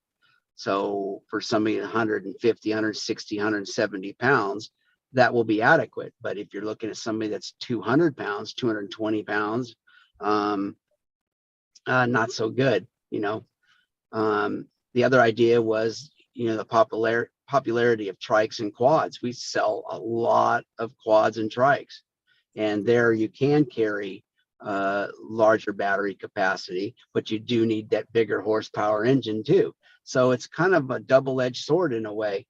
Again, when battery technology improves, which I think in the next few years, we're probably going to see something that really makes a significant change. I think we're kind of stuck for now. The other thing to consider too is the mining, for these lithium ion, the phosphate, et cetera. There's only one mine in the United States, and it's a pretty small one. We're getting most of our battery materials from China. Right now, that might not be such a great situation. We really need to start looking out for acquiring our own energy or meeting our own energy needs regarding batteries, because we all know electric vehicles are going to be a a big item in the coming years. Same for PPG. I think we're all going to be electric. It's electric. Nope, not me. Woogie, woogie, woogie, woogie.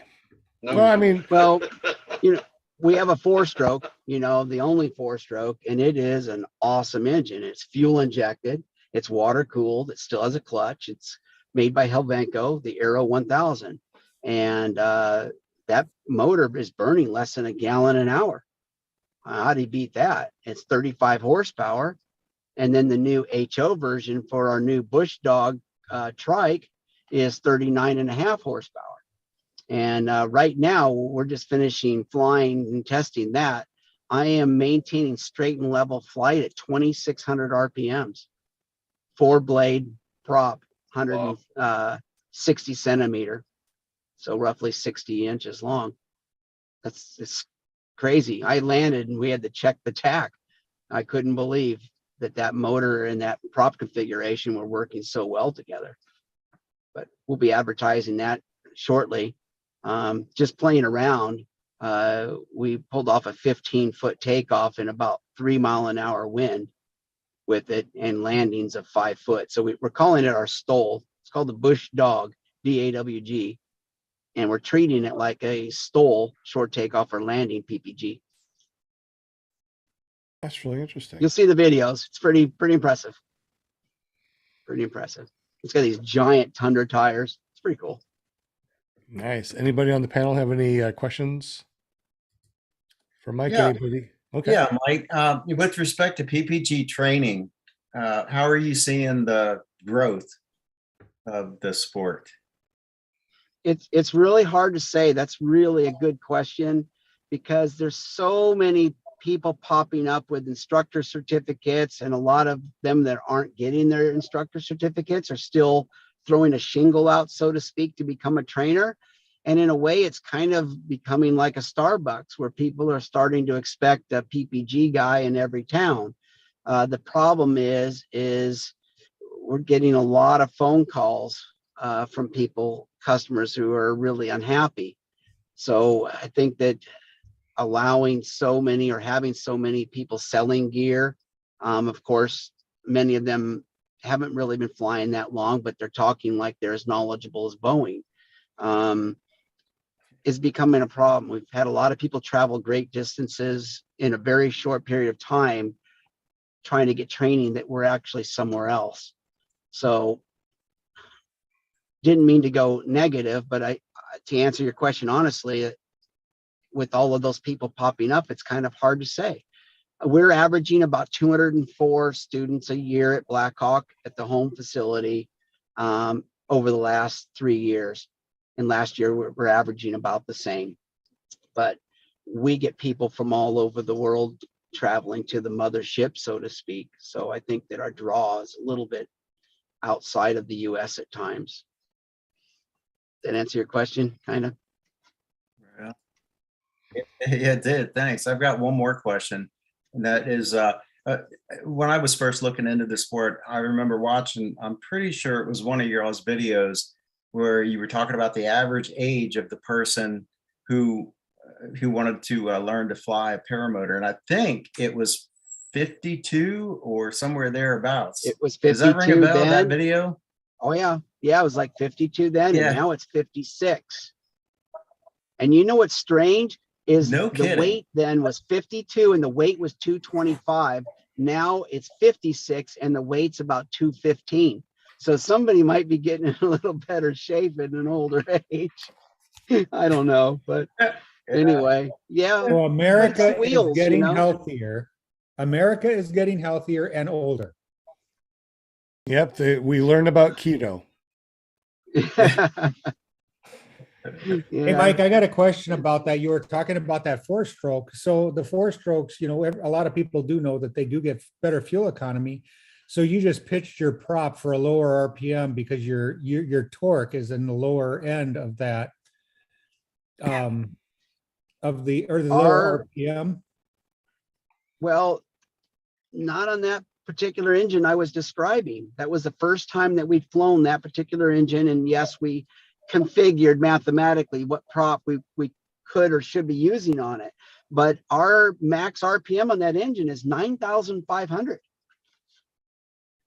Wow. We on did a not first one. expect to be running such low RPM. And so I called Andre at Helvenco and said, hey, I says, I'm running 2,600 to maintain straight and level flight. Again, we should probably look at the size of the glider. We're running a really efficient Verve, which is made by Velocity. It's our heavy lift gliders. They come in 34 meter, 39, 42, and 44.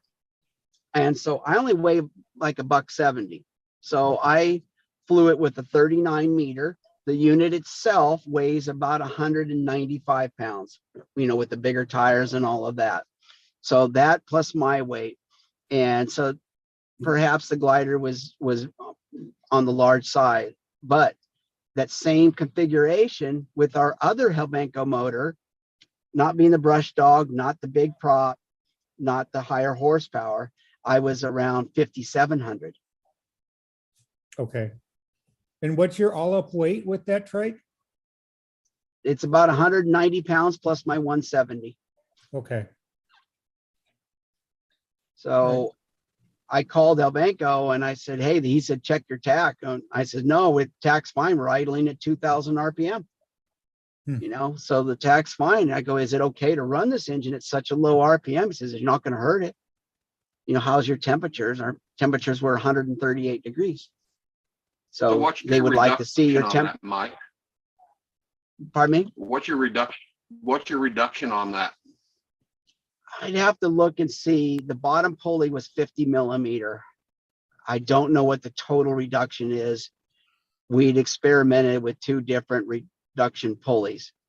But for that particular prop, it was the 50 millimeter lower. And that's all I can remember right now. If I was in the office, So I you're could actually check running a for belt? you. Yeah. Just curious. So you're actually running a belt drive and not a gearbox drive on that? It's a belt drive with a clutch. With a clutch. With the Cool. clutch. Yeah. Cool. So Helvenco's testing of this motor at their facility was 276.8 pounds of thrust. Wow. Pretty big. That's a lot. Yeah. And But- for people that don't know, like me, what is the actual thrust of maybe a Moster 185 so we can kind of understand the difference? They vary on your thrust difference. They vary on your prop, differences. Some guys are running some pretty big props. I think a fair Moster assessment would be about 160, 165. So double that. Okay. So Mike, these units, they're definitely not compatible for foot launch then, huh? No, it's too big and way too. Somebody kill yourself. We've got a guy that wants to break the altitude record, going up to a certain altitude. This motor will do it, especially being fuel injected. But he's a strong kid. And I say kid because he's only like 28 years old, only buddy dumb enough to try something like that. But he'll do it. It's Brandon Thompson, one of our instructors. He's a good pilot and a strong kid. You better do it while he's fearless. I know. Huh? That'd be somebody else coming along. Reality for the most part. The only people really getting hurt in this sport are the younger guys that are being a little uncautious or too prideful. It's a pretty safe sport, don't you think? Yeah. I think so. I'm more scared landing the damn With airplane. proper, Woody. with proper, Woody's coming with over the proper threshold of training, 70. this is yeah, no shit. I am too. The private pilot's license that I'm working on now, I never quite understood it in the beginning when people say, well, I fly a plane, why can't I fly a PPG? Well, now that I've got my toes wet with private pilot's license, the only thing that's similar is when you're up there in the air flying. Takeoff's different, landing's different, everything's just different. What an awakening moment for me, to say the least. Total different realm, total different world. You come But I'm across the loving it. threshold at loving 25 it. miles an hour on your PPG and 70 miles an hour in a 172. It feels like you're doing 150, doesn't it? And you know, I'm telling you, you hit the nail on the head, because that's where I'm struggling a little bit. Now I've got my trike, and so yeah, I'm landing faster on my trike because I don't have to worry about my legs giving out on me. But coming in on that 172, that Cessna, coming in at 70 mile an hour, it's like, oh shit, excuse my French, but damn, we're cooking. Yeah, you feel like it's So, way more than 70. I'm having a big learning curve right now with landing this 172. I'm having some issues, but I've got a good instructor. She'll get me there. She told me I'm close to solo already. I told her, I said, no, I'm not. She says, yes, you are. I says, trust me, no, I'm not. So That's funny. we're having fun with it though. That's the important part. Yeah. We're having a lot of fun. So one thing y'all maybe haven't really Mike, talked about. Yeah, go ahead. No, well, I was going to ask you on that thrust. Are you getting so much more thrust out of that because you're running a 160 prop? I mean, of course, bigger prop, you're going to get more thrust. Do you think that's also contributing to running lower RPMs because you're running a bigger prop? Definitely, but it's also the horsepower of the engine. It picked up 4.5 horse, and I cannot believe this engine likes that horsepower. It really does. It's not giving me any indication otherwise.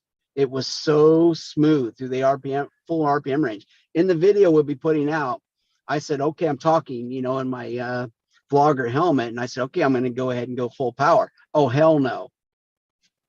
Hell no. I went to like 60% and I was staring straight up.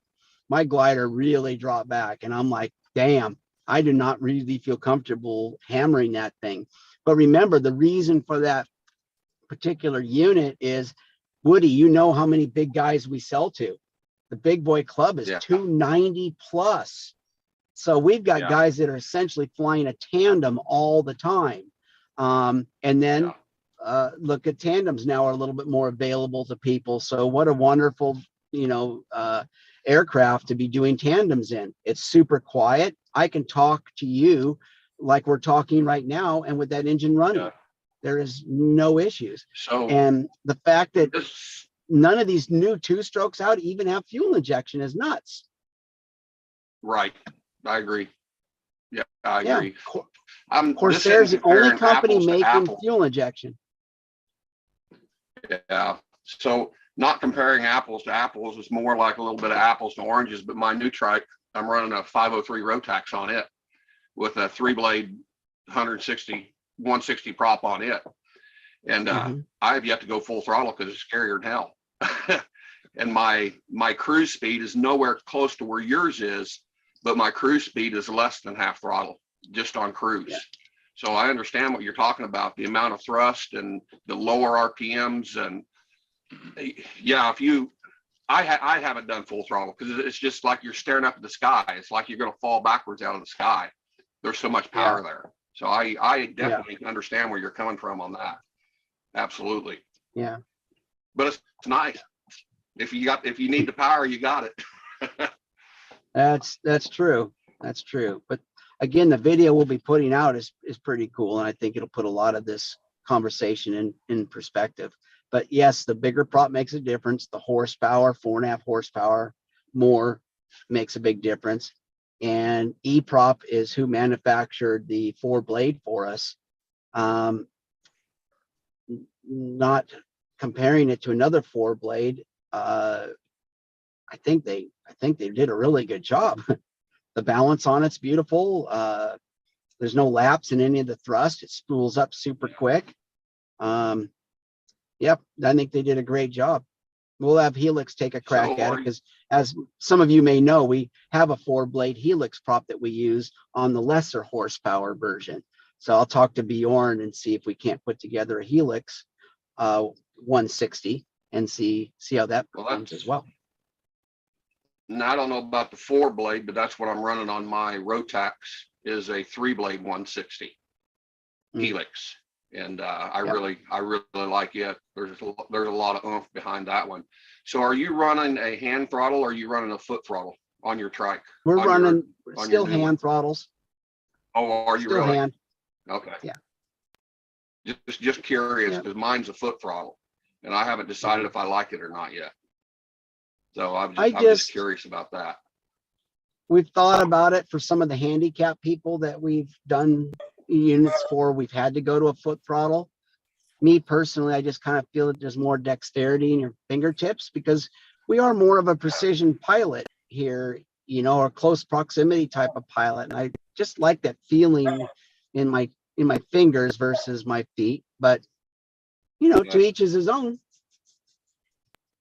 Well, I haven't got used to the foot throttle yet. I'm still all about the hand throttle, but that's what I've been flying for 5 years now. So I don't know if I'm just going to continue with the foot throttle or if I want to try and switch it to a hand throttle.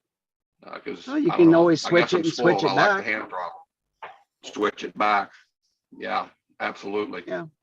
Cool. Awesome stuff. To everybody watching, has anybody really thought about or discussed the availability of titanium? I think I'm going to jump in here a little bit. I know there's been some talk across Facebook, and I know a dealer that's a good friend of mine up here in northern Indiana. So it is a concern on some people's minds right now. We don't know what's going to happen, but it is something that started coming to the table for discussion at this point in time. That's all I can tell you that I know of right now. They're starting to think about it. Well, Russia's the manufacturer of the decent quality titanium. China's titanium is kind of like their aluminum. It's not very good.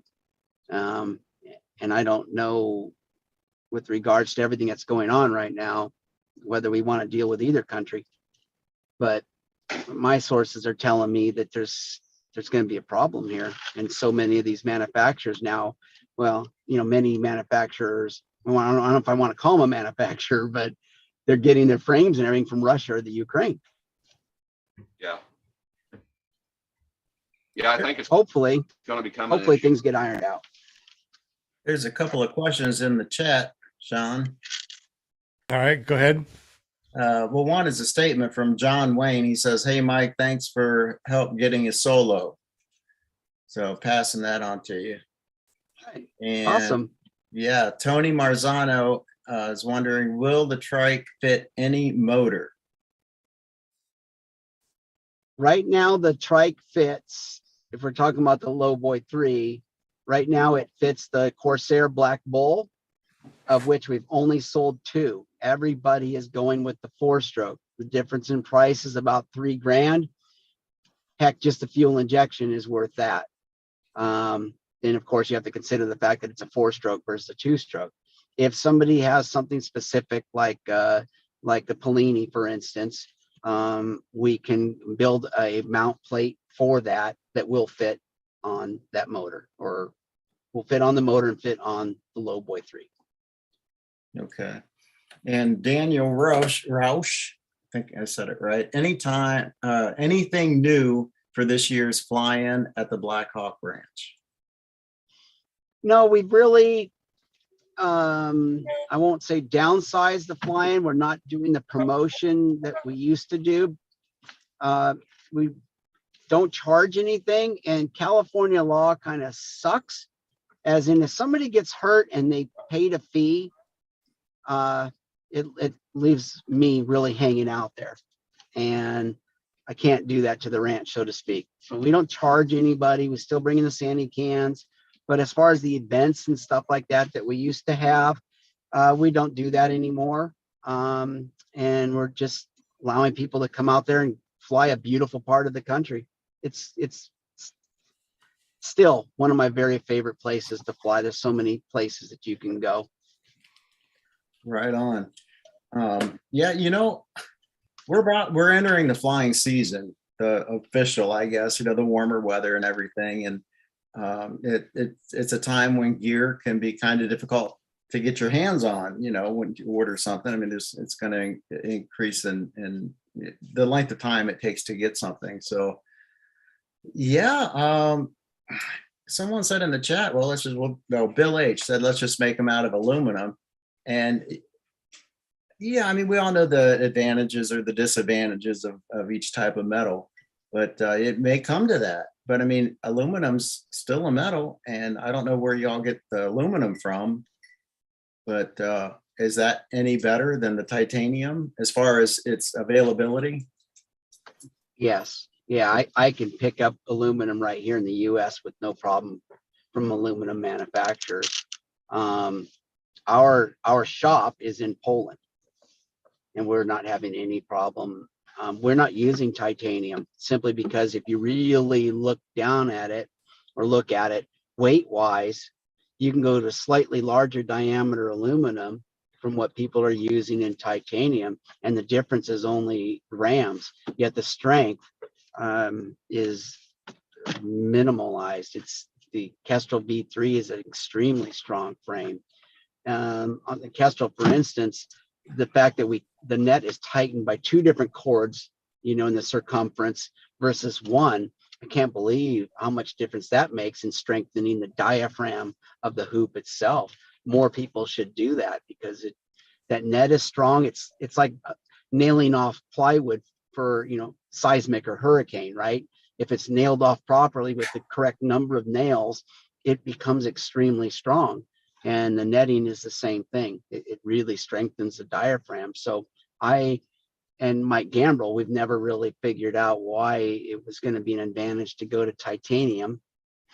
Also, we like to powder coat our stuff. We powder coat everything a metallic, whether it be blue, orange, the matte black, red, green. People get to choose some different colors. And that's why Parajet, does their net deal with that vinyl wrap around the hoop so that they can add some color to it, and it looks good. For $500, it should look good. I had a I'm pair. not going to say anything. Well, right on. Thanks for that. Again, Blackhawk's our philosophy, and I'm not trying to sell anything, you guys, but our philosophy has always been try to keep the pricing down as low as you can so more people can enjoy the sport. I'd rather go with the volume to pay the bills than anything else. Excellent. I think we're during COVID, we came up with 2 new gliders, the Elite Pro frame, which is part carbon and part aluminum. We worked with Corsair and came up with a fuel injection for the 172, which, by the way, is working phenomenally. And we came up with a new the part of the Aero 1000 with Helvanca, the new redrive system and all, which really helped that motor. So we're pretty busy during COVID. That's good. Seriously. Sounds like it. Well, I think it's some of the suppliers out there in the industry are having a hard time with materials right now because they didn't buy materials and other people did, such as gliders. I mean, look at Ozone's lead times. Is it gone because they sold so many gliders? It's because they didn't buy them enough material when they should have.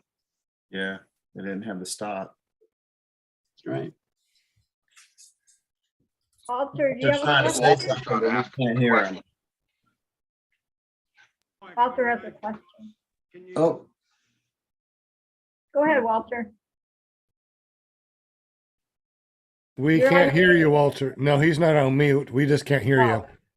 Your Oh, microphone's not working, buddy.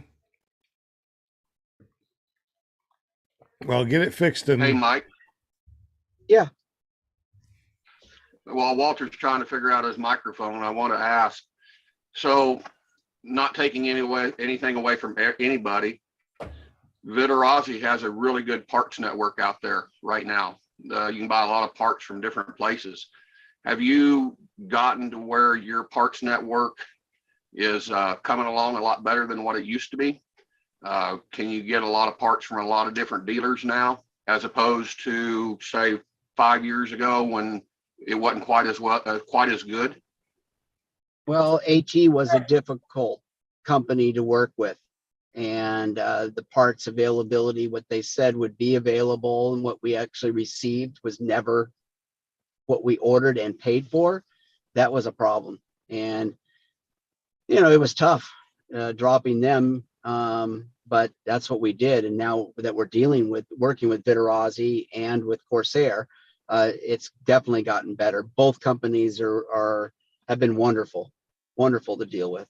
Awesome. I like Corsair. I'm not saying I'm choosing Corsair, but I'm saying that what I like about them is that they've authorized us to make the warranty calls.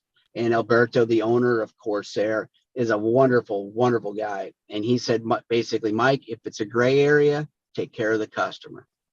And, I have to be respectful to both, because if I'm giving warranty stuff away all the time, pretty soon they're going to scratch their head and say, okay, Yeah. why, but so far it's worked out wonderfully. And Evelyn, the gal that we deal with most there, she's awesome. My son and I are actually going to go to Italy and visit both factories here in June.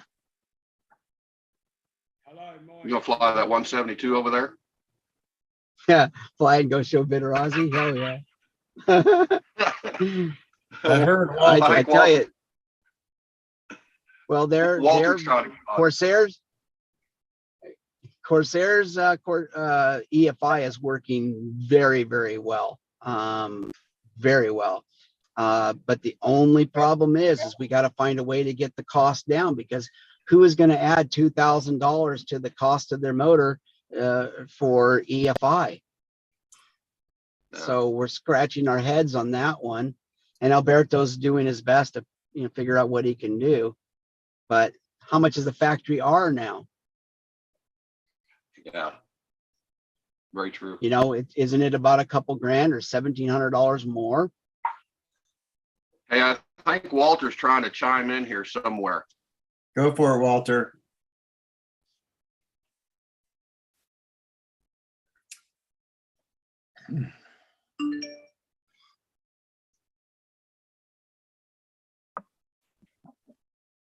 I don't hear anything.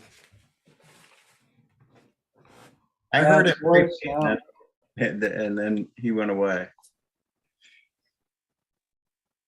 Walter, type it on chat. Type it over here on the chat message, because we still can't hear you. Well, at least we know tomorrow we're going to have problems with our internet. That's right. Yeah. Why? I guess I haven't heard something. He's in Australia. He's tomorrow. Oh, gotcha. Oh, Walter. I know Walter. Good guy. He's tomorrow and upside down. So True.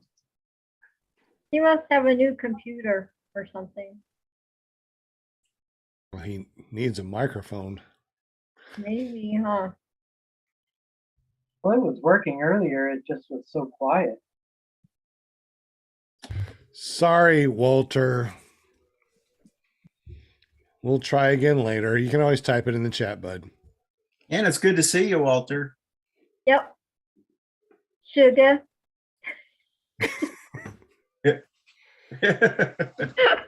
Yeah, for me.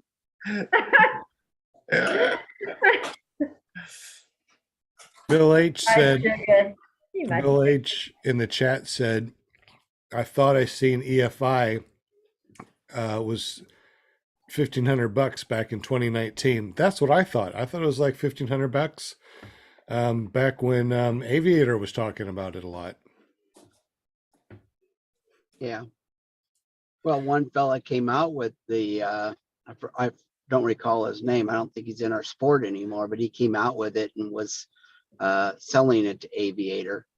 But by the time you add the stuff you needed for it, you're still about $1,800.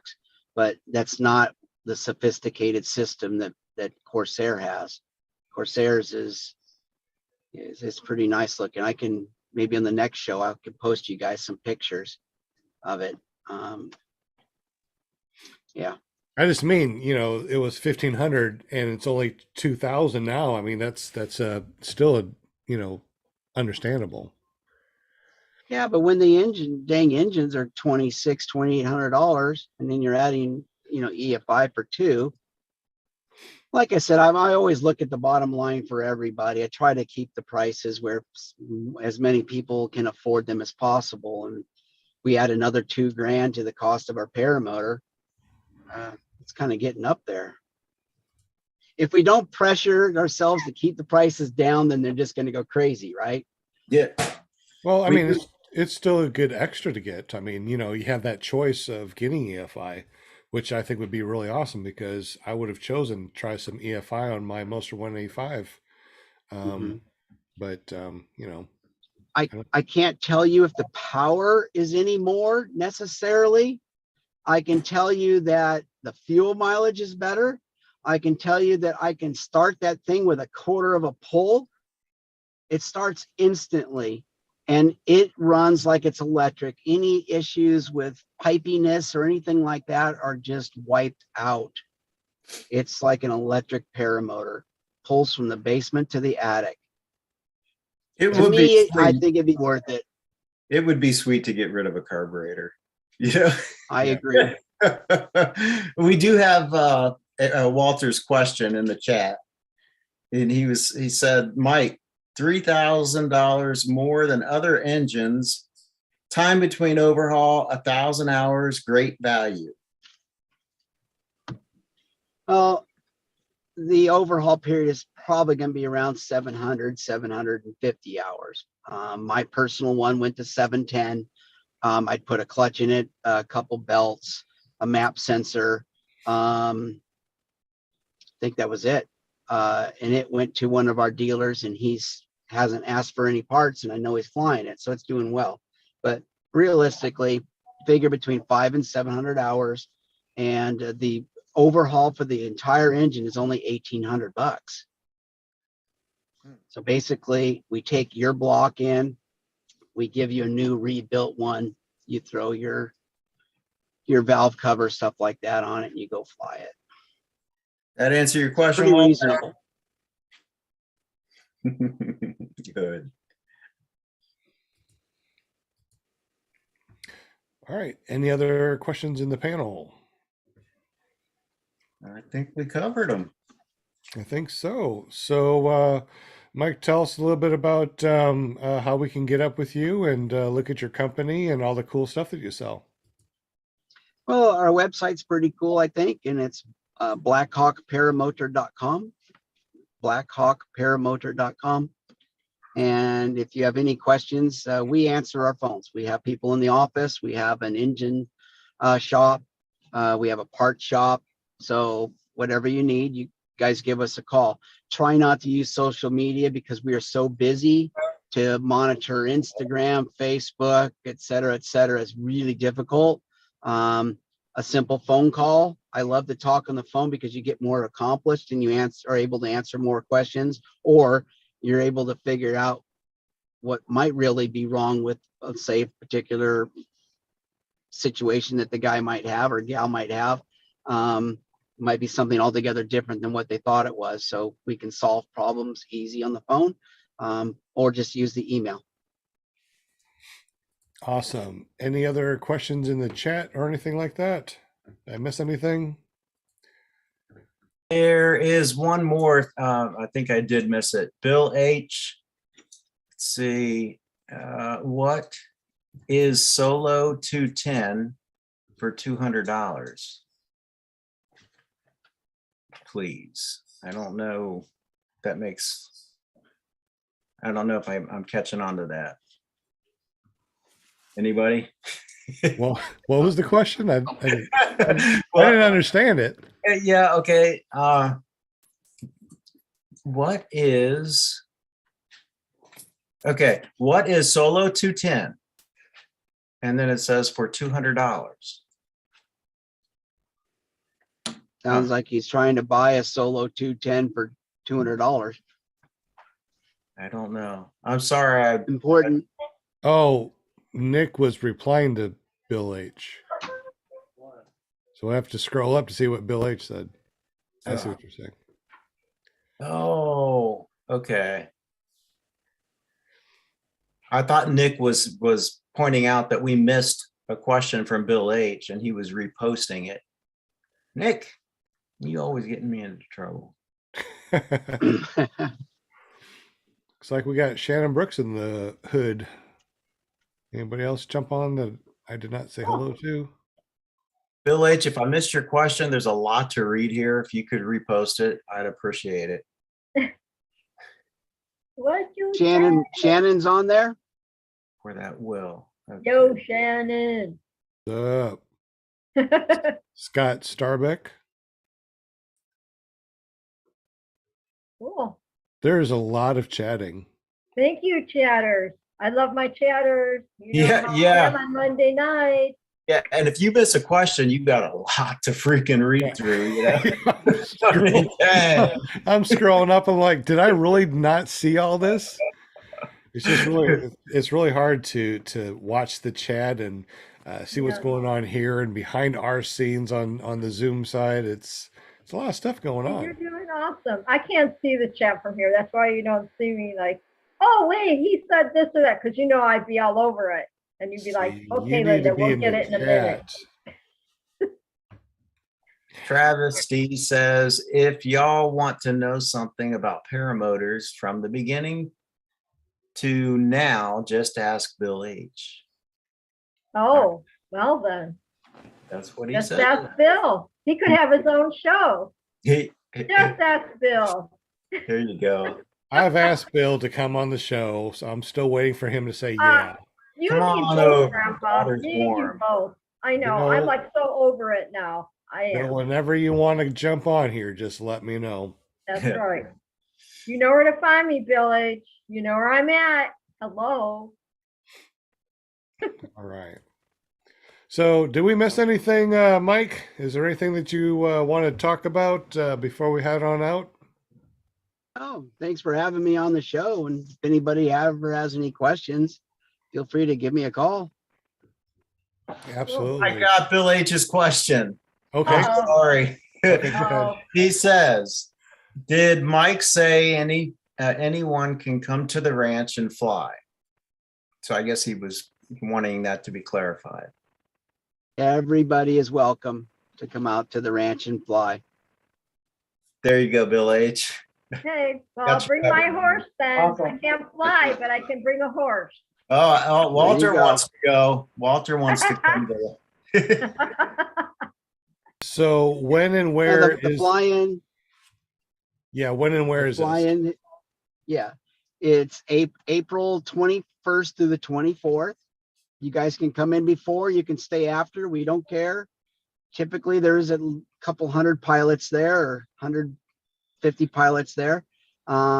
It's a cross-country dream place to fly. There's like 7 lakes you can fly to. It's rolling hills with scattered oak trees. The location is at the Black Hawk Ranch. It's on the website, 8591 Hogan Dam Road, Valley Springs, California, 95252. All you need to do is sign a waiver when you get there and go fly. Dang. I'd go there and never come back, probably. A lot of gals, they come with their husbands and they bring their horses and they go ride. see? Interesting. There's Well, I wouldn't bring a Lots of husband, places but to I'd go. bring a horse. We can't You're hear welcome to Walter. come out. He's doing a great job. I can Yeah. understand everything you're saying, Walter. I like horses better than husbands, okay, at this point. Yeah. I said it.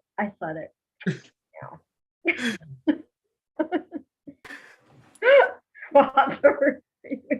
Well, Walter's entertaining us right now. Yeah.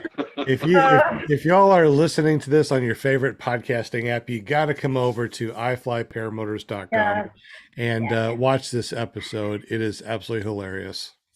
Yeah. The later it gets, the more, slap happy we all get, and we just do our thing, right? There you go. Absolutely. Say whatever. And Walter's even doing a little heart thing with his hands. Aw. Aw, Hey, Woody, Yeah, keep me posted on your PPL. I will. I've got to take a break somewhere. I lost the screen. I don't know where you guys are, but I can hear you. well, we can see I've you. got to go back on the road. I've got to get on the road and make some money because flying's expensive, and I don't care what anybody says. It's just, it's expensive. That's all Between right. my PPG, but at my age, and I don't have nothing else to do. Why not?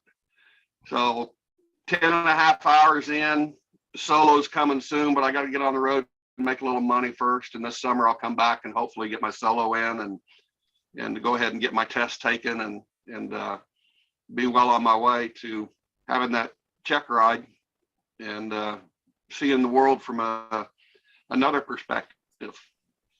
So Did you it's get a your lot of fun. medicals? And I tell you, Did you get your medical, sir? Not yet.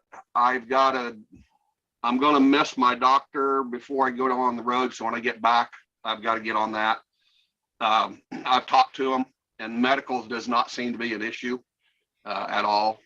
So that I'm not He too worried needs to about be that. he needs to be an FAA medical examiner. Do you know that? Okay. He's an FAA medical examiner. He's I know our particular flight school, they all send him to him because he's not out to fail you. He's out to help you get your medical, which is a good thing. Right. Because there's a Well, lot of people who don't pass their medical. So Right. yeah, Right that's now, a good thing. right now they're really backed up. So get your medical done as soon as you can, because without that card, you can't solo.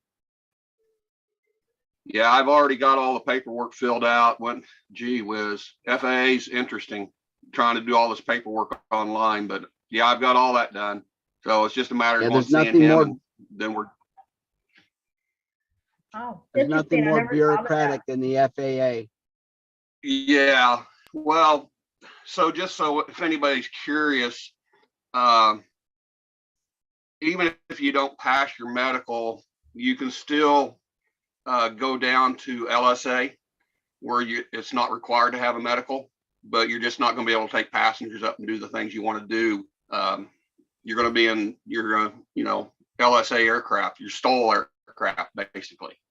So there's other options out there. Sport pilot license, I guess that's the easiest way for people to understand. Your sport pilot license, you don't have to have the medical that you do for your PPL. So that, there's other options if you think you can't pass a medical, which is a good thing. Right. So it's fun. So if anybody's ever looking into flying a real airplane instead of a parachute, it's another challenge to learn something. Really fun, very interesting. And I think the best advice I can give to anybody is check out your flight schools and find a flight instructor that you like working with. I think that's key. Just like in what we're doing in PPG, research your instructors, find an instructor in a school that you get along with, you have good rapport, and you won't have any problems. So, Agree. a lot of fun. Yeah, a lot of fun. Sounds I gotta get this done. So, sounds awesome. Hey, Jim's got to go, so we're gonna wish Jim a little farewell. So farewell, Jim. Thank you for joining us tonight Farewell, Jim. on the podcast. Keep sniffing that amazing maple money you have in Canada, eh? Love it. So before you go, where can we find you as far as your paramotor shenanigans? And you also do some cool stuff like print out paramotor calendars and stuff for us. Tell us a little bit about that before you go. You betcha. I can help you with any of your printing needs. I've got multiple machines and fun tools around here to make all sorts of things. And you can get a hold of me at carepp.com. I have shipped as far as Australia down there. And if you want to check out my paramotor shenanigans, so to speak. CarePPG.com. Check it out. Thank you, guys. It was a Awesome. great show. Really appreciated talking to you, Mike and Woody. Really enjoyed it. Awesome. Thank Well, you. thank you, We Jim. appreciate you. That's And- I've got to get going as well, you guys. Sounds Thanks, good. Mike. Sounds good. Appreciate Thank you. Yeah, thank you so much, Mike. We appreciate you. I guess we'll just call this the end.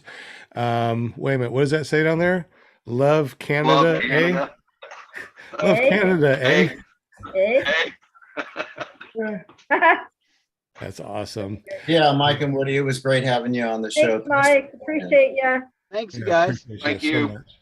It Enjoy was fun. being able to stop in and say hi. Sure. Don't Yeah. be stranger. Yeah, come on over anytime on Monday nights. You know Yeah, how to jump on now. Yep. Yeah, now I do. Thanks, Mike. All right. Appreciate you. All I'm right. signing out too. Thanks, Woody. Enjoyed Appreciate it. you jumping Had on, a lot bud. of fun. Yes, sir. And we'll be in touch with y'all. Take care. Have a good See week. you on the flip side. All right. Later, Woody. Yes, Thanks. indeed. Peace out. All You got right. any Seems like donation? everybody's leaving us. So, Will Fly, tell us a little bit about your paramotor shenanigans and how to find you on the interweb.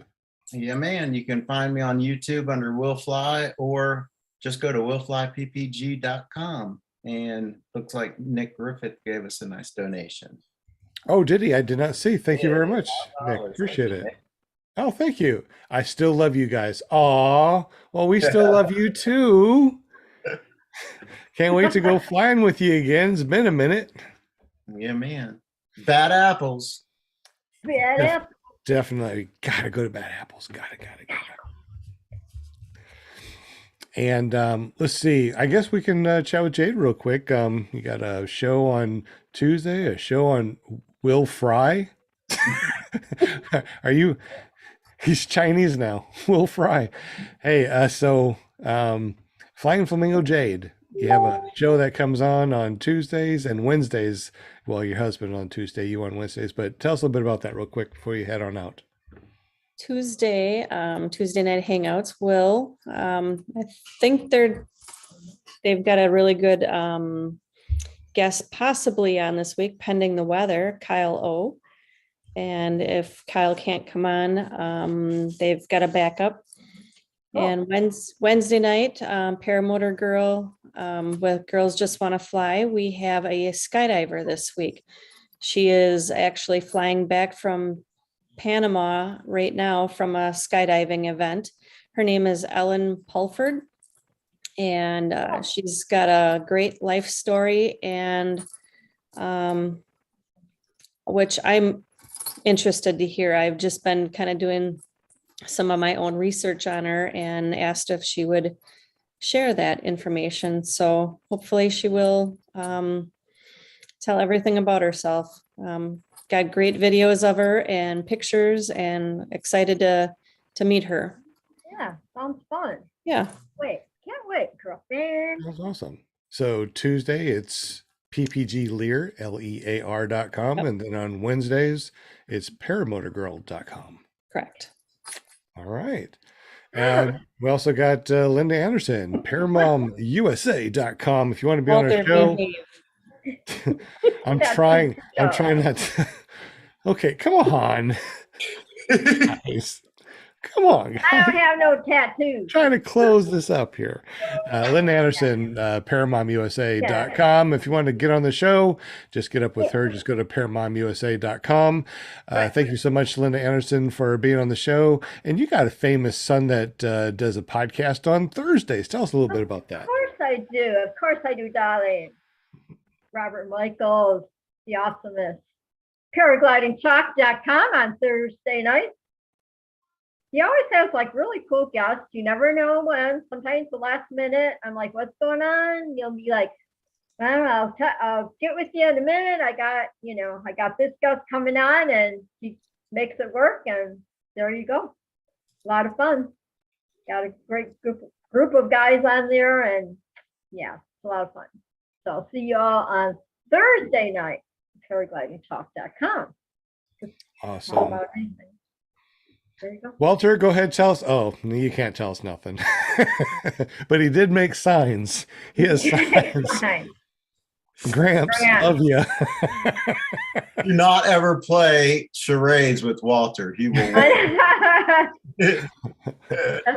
Yeah, really. Sounds like. No, this was fun tonight. Yeah, I had a really good time. Too bad that Mike could have made it on earlier, but totally understand. Things do happen. But we talked about paramotors, and that's what we love to do. So every Monday night on ClearPropTV.com, paratalk.org, and PPG Grandpa's Paramotor Podcast, we always talk about paramotors on Monday nights at 7 p.m. Eastern, 8 p.m. 7 p.m. Central, 8 p.m. Eastern. Did I get that right? Did I do that right? I sure hope I did. After 3 years, I should know that. Anybody want to say anything before? Hey, look at PPG Grandpa stickers he has down under from tomorrow. Stickers. He got some stickers. Which reminds me, if you guys want stickers, ClearPropTV.com stickers and all sorts of other things, we got Paraswag stickers, ClearPropTV stickers, and we normally do the spinning wheel of winning things, but you guys can always just text me, 501-747-3558. Yes, that is my real phone number. And just text me your name and your address and say, hey, I watched your show and I want some free stickers. Send them to me, please. I will send them to you. No problem. There you go. That's nice. What you gotta do. That's it. It's fun to do. It really is. It's fun to send out stickers. Got a ton of them. Need to send them out. So you guys just text me. What is that? Paramotor Pilot? That's a cool. That's a patch, isn't it? Yeah. It's a kangaroo patch. Very cool.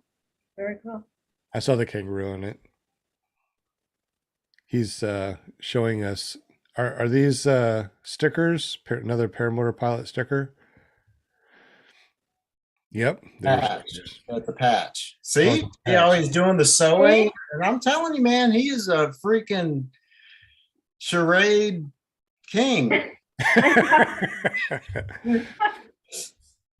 He's got a second win there because he just had his coffee and everything, so he's ready to go. And we're all like ready to call it a night. And He has all of his wind because he's not talking. Yeah, that's right. Cool. I like that. Where'd you get that sticker? It's not a sticker, it's a patch. Yeah, but where'd you get that patch? That's cool. The trike one. I've never seen that. He says smile. He says smile.amazon.com. Okay, then I'll have to get one. That's pretty cool. They're all over the place. Yeah. Well, anyways, it is 9:30 already. So we've been talking since 7 and it's 9:30. It's 10:30 here, so who does that? That's insane. Jade doesn't go that long, right? Jade, you're just an hour girl. She's on mute. She doesn't want to talk to us. There she is. Yeah, if I got good content and my co-hosts and guests have more wind, we will try to go longer, but we usually fizzle out, especially like last week. Right, Walter? We had to cut it short. Walter fizzled out. Walter fizzled out. Walter fizzled out. Sorry, Walter. You fizzled out. That's funny. We can hear you fine. What are you talking about? What?